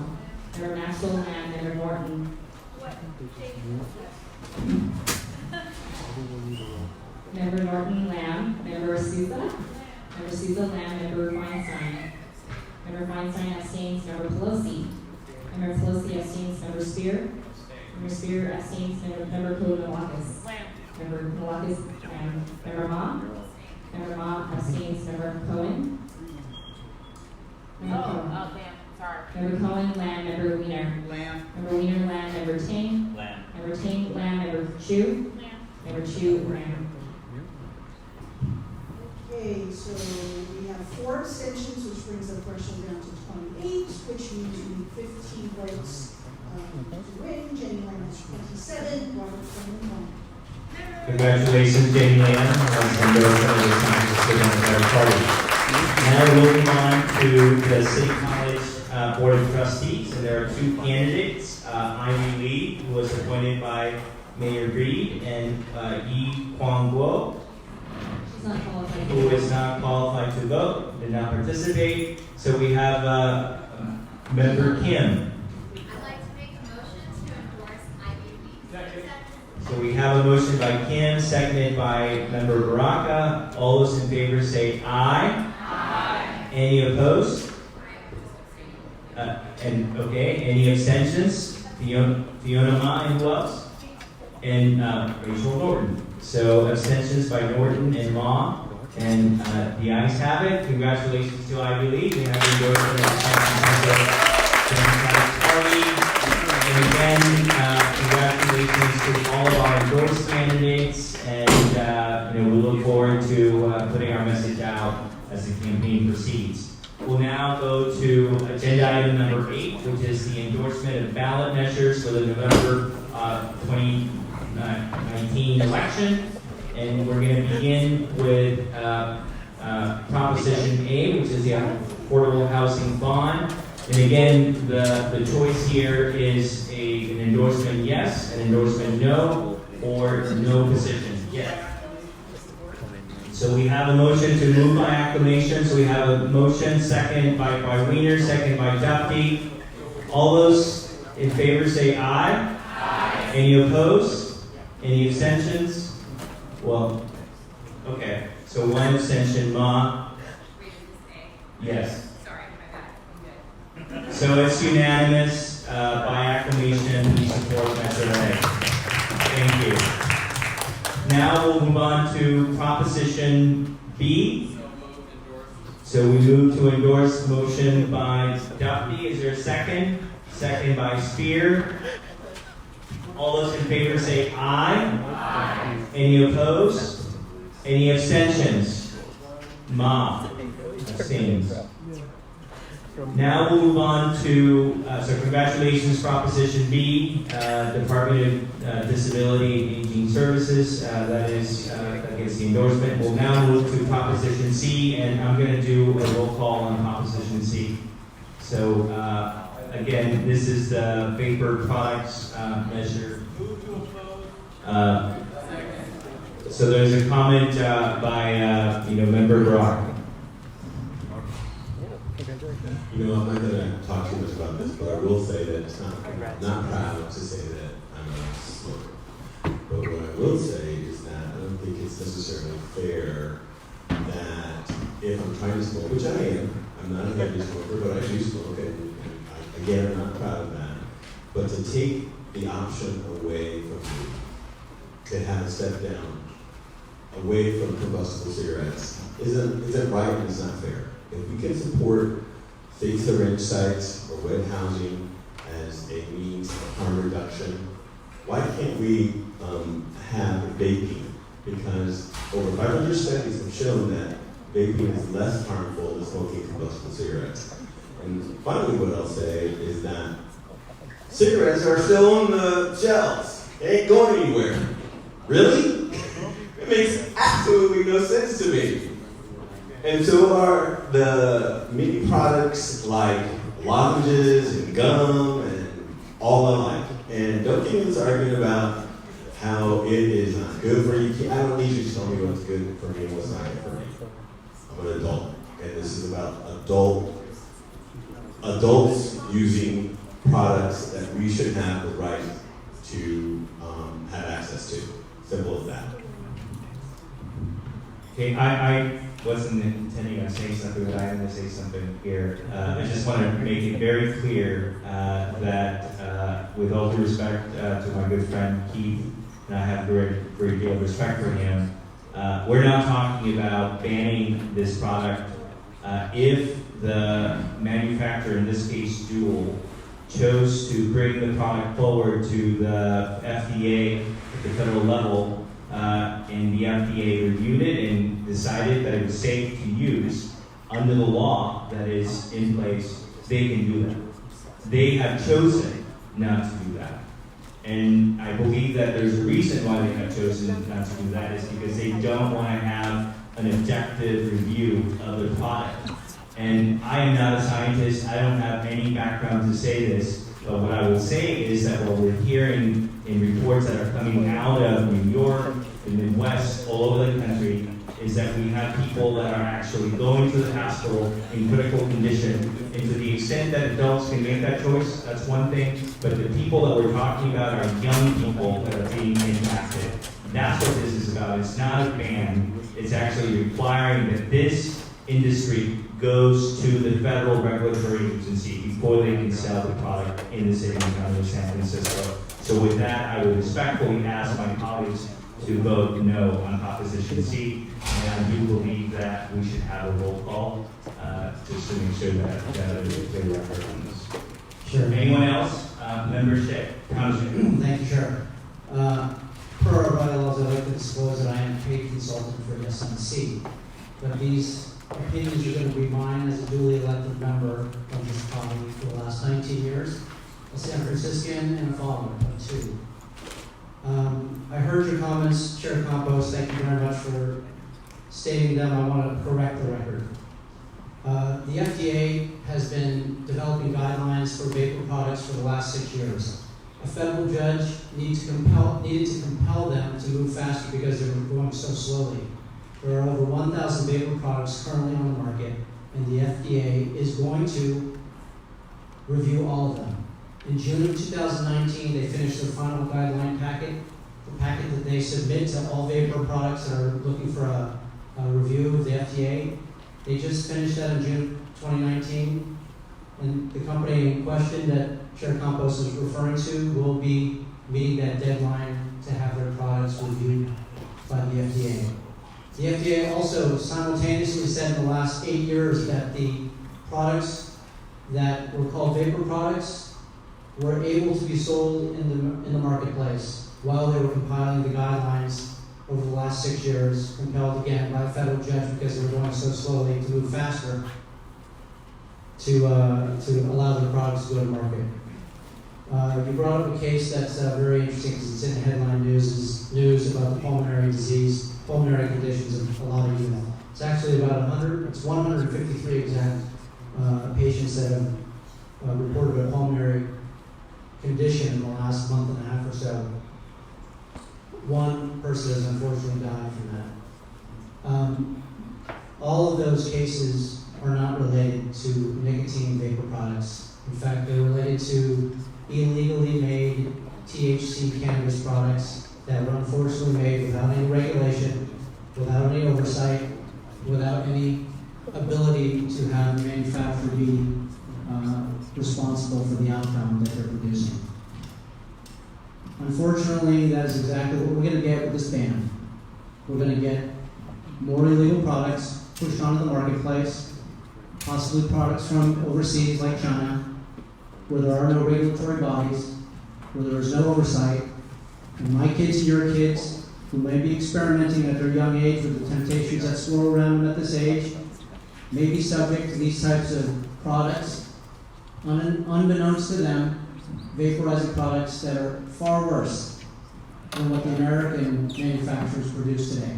Colleagues, I'm going to jump in, not to cut off my colleague, but we are being asked to leave the room. So I wanted to ask for a roll call. Go ahead, finish your statement. With respect, 480,000 people die from cancer and smoking-related illnesses every year. That's 45,000 people who die from secondhand smoke exposure alone. 1,300 people a day. Please give them a harm reduction alternative. Don't sentence them to the condition that they have right now. Turn it over to Member Lowe for roll call. Member Alexander. Member Alexander, no. Member Aliotto. No. Member Aliotto, no. Member Baraka. Yes. Member Braca, yes. Member Bryant? Member Bryant, no. Member Campos? Member Campos, no. Member Chan? Member Chan, no. Member De Jesus? Member De Jesus, no. Member Duffy? Member Duffy, no. Member Fewer? Member Fewer, no. Member Galata? Galata, no. Member Grove? Grove, no. Member F. Shea? Member F. Shea, no. Member T. Shea? Member T. Shea, yes. Member John? Member John, yes. Member Kim? Member Kim, no. Member LaCroix? Member LaCroix, no. Member Leviton? Member Leviton, no. Member Lowe, no. Member Mahogany? Member Mahogany, no. Member Nadelman? Nadelman, no. Member Maxwell? Maxwell, no. Member Norton? Member Norton, no. Member Souza? Member Souza, no. Member Feinstein? Member Feinstein? Member Pelosi, no. Member Spear? No. Member Spear, no. Member Kounalakis? No. Member Kounalakis, no. Member Ma? Member Ma abstains. Member Cohen? No. Member Cohen, no. Member Weiner? No. Member Weiner, no. Member Ting? No. Member Ting, no. Member Chu? No. Member Chu, no.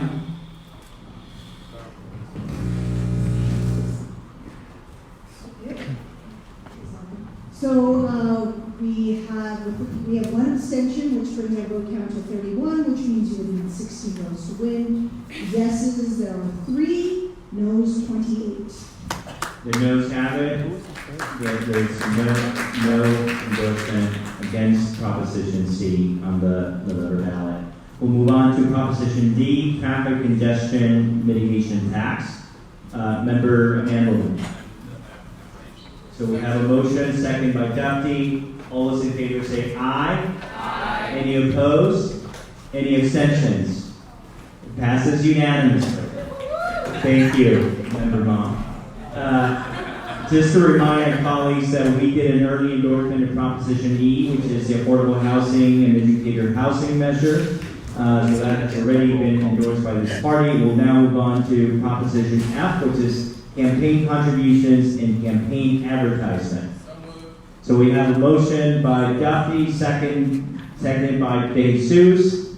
All those in favor say aye. Aye. Any opposed? Any abstentions? Feinstein. The endorsement is approved, and Measure F is endorsed by the San Francisco Democratic Party. We will now move on to item number 10, which is new business. Any new business before the party? Colleagues? Yes, Member Weiner.